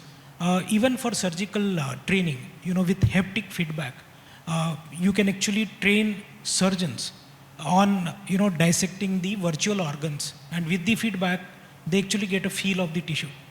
Also, another application where it can be used is the medical equipment training. In fact, I use it personally. So anytime there is a new medical equipment comes, I literally go to YouTube, and there are so many videos available about, we recently bought a spyglass. I wanted to understand what it does. And you have real, way of actually teaching you how, the catheter moves down and how things are done. So medical equipment training, otherwise what was happening is, suppose you have a surgeon, you want to train, for example, now a lot of hospitals are investing into surgical robots or ortho robots. You have to train, send the doctors to either, earlier they were getting sent to abroad, but now thankfully we have enough robots here that they are now getting sent to other centers in India. What you can actually do is, if you can, like the way pilots are trained, you can actually train surgeons on how to use a robot, its functionality. Also with the integration of AI, what it can do is it can actually help doctor, monitor the performance, predict the errors, and also improve the precision. Other thing where, still, it is in nascent stage, but the way I feel, and I've actually seen it on TV, is that if there is a complex procedure, a surgeon actually do the planning in their mind, how they are going to approach it, right? So what happens is, with the VR, they can actually simulate, they can plan various, ways of approaching to complex procedures, and thereby they can increase their precision and reduce the complexity. Patient education is the biggest thing which I can see is, because what happens is, somebody says that you need a, angioplasty. Now it is, suddenly they don't know what is happening. Somebody tells they'll put a wire, they'll put this and that. But if you just have an experience, and which you are actually trying to do, that is, you create a virtual experience center, put a patient there, and let him see that, a guide wire, a catheter is put, a guide wire is put. That's how, they put a balloon. That is how the stunt is placed.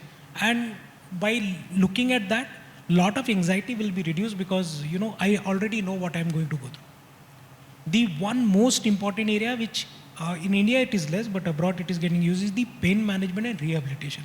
So people are using the immersive experience for distraction therapy, where they distract the attention from the pain. There is something called as exposure therapy. Now a lot of people have phobias. So when you can create a simulated environment and put the person through that, and you can then coach them how to deal with that particular phobia.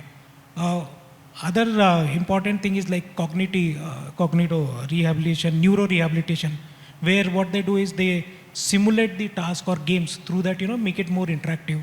All, for example, I mean, it's not only the VR, but Neuralink, we have heard a lot, the brain-computer interface, where they are trying to deal with the neuro condition. So what I'm trying to say is that immersive interactive experience can lead to a better education, better understanding about things. Now that can be used for medical training, that can be used for patient education, that can be used for rehabilitation. Well, thank you, Mr. Nitesh.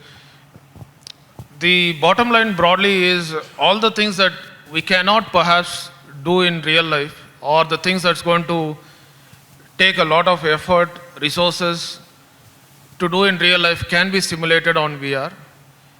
And it's helpful in several ways to teach physicians, surgeons, for the patients to experience different types of therapies, for us to relieve the anxiousness of the patients. But if we add up a lot of things here, the way patients experience healthcare is also changing. They are first seeing the patient on a monitor through telemedicine. The way healthcare personnel interact with the patients is also changing because a lot of new digital health education is actually coming up. And the way treatment is given is also changing. Which leads me to my next question to Mr. Pankaj. Perhaps like the most difficult question, how do patients react to all these changes? And do they feel happy? Do they feel confused?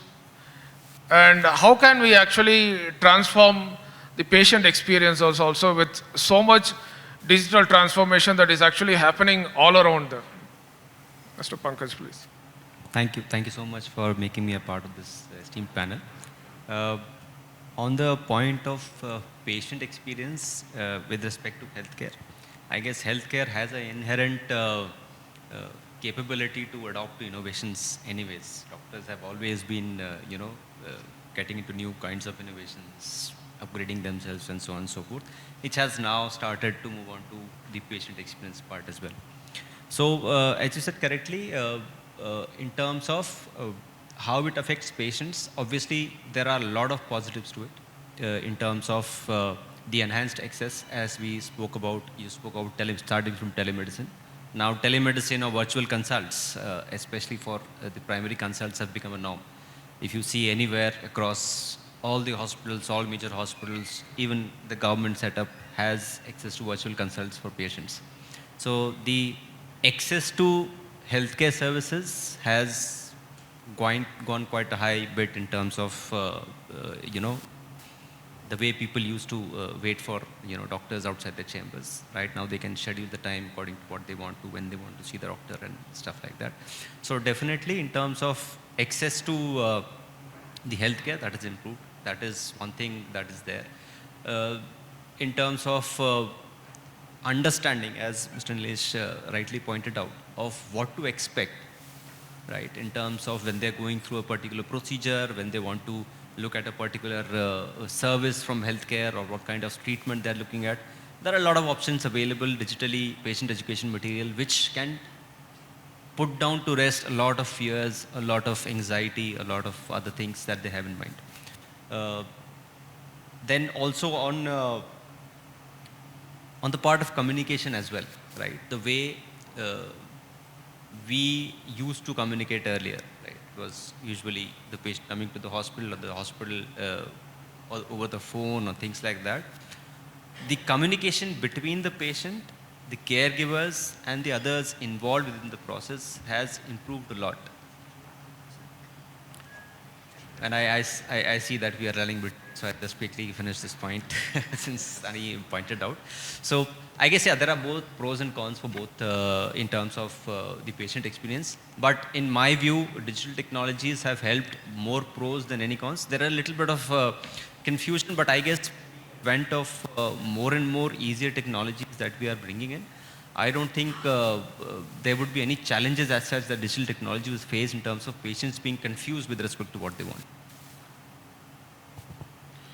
So, Mr. Pankaj, so patients are feeling happy? Yes, definitely. Well, I have a quick question. How can we make them happier? So that's $1 million question. No, I would disagree. It's actually $1 trillion question. So everybody sitting here, it's the room, I guess, is working towards that. There are multiple ways that we can bring in. I guess the biggest point in health in the Indian context right now is to bring in the operational efficiency that we currently have. I guess we do still have a lot of scope in getting our operational efficiencies right when we look at the patient experience, at least within the healthcare setup that they come into the hospital. A lot of time, you still speak to anybody. Mr. Subramaniam is here. There are a lot of people here who run operations. Nilesh is here. Discharge time is one big pain point for everybody.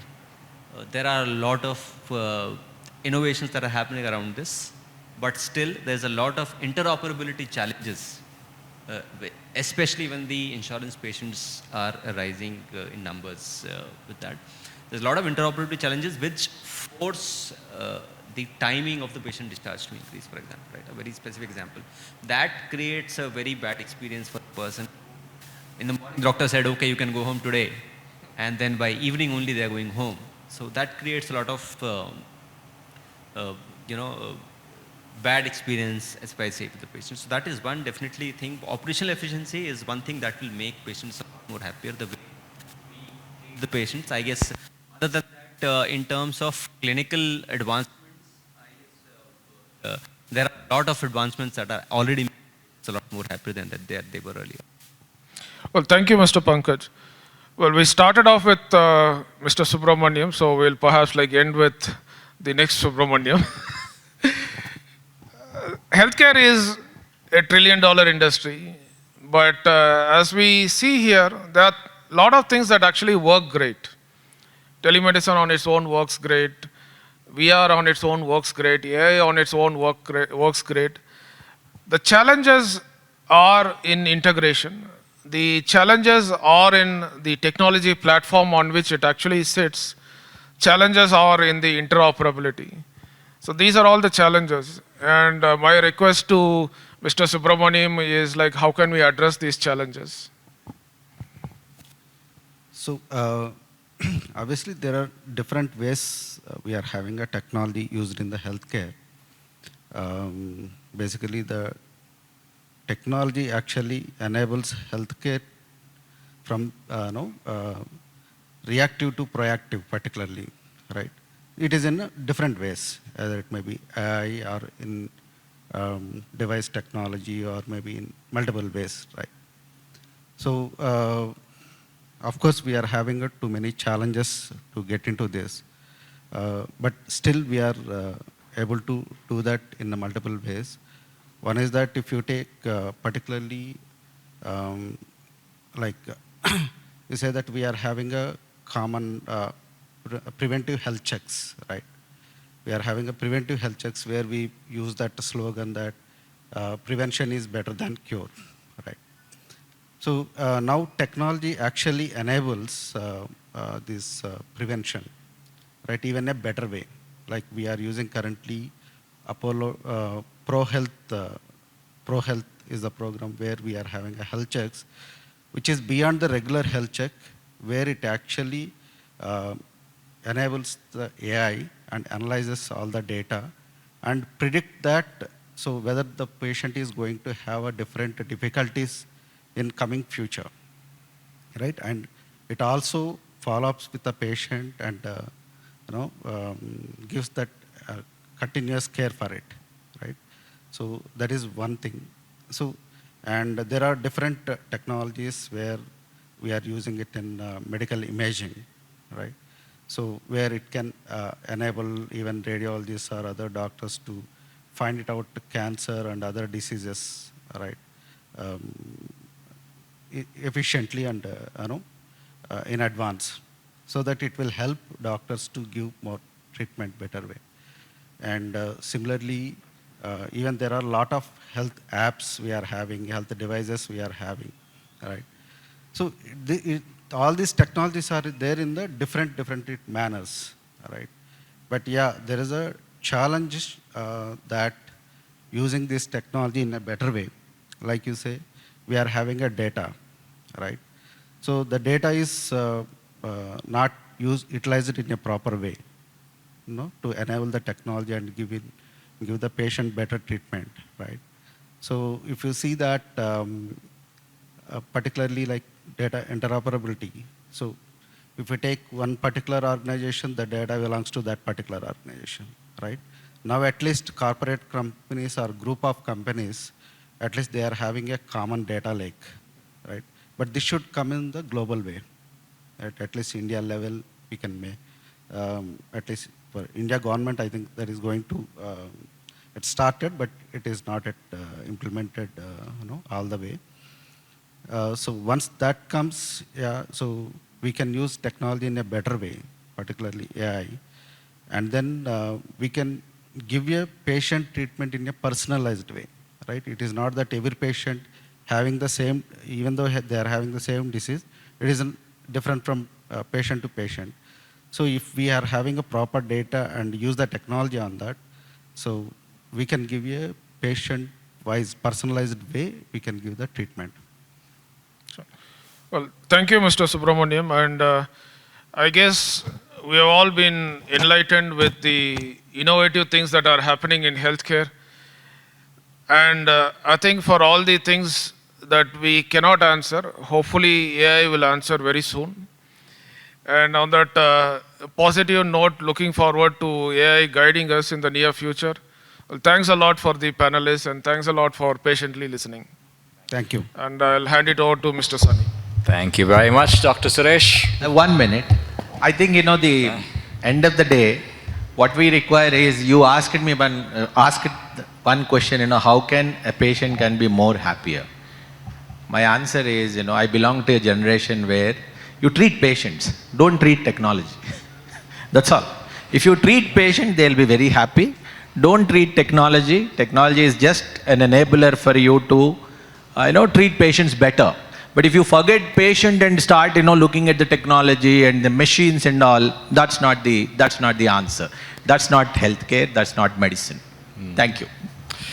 Well, Mr. Subramaniam, I don't know about patients, but one way that we can make all of ourselves happier is by feasting on the delicious, sumptuous, gourmet lunch that we have prepared just on the other side of those doors over there.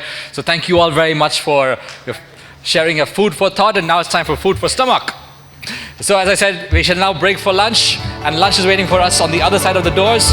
It is a feast that we have prepared. And before we break for lunch, ladies and gentlemen, I would like to request everybody to please come forward to the stage area. We'd like to do a group photograph that we'd like to include in our post-event report and other videos as well, promotional materials. So please come forward. We'll do a quick group photograph of everyone, and then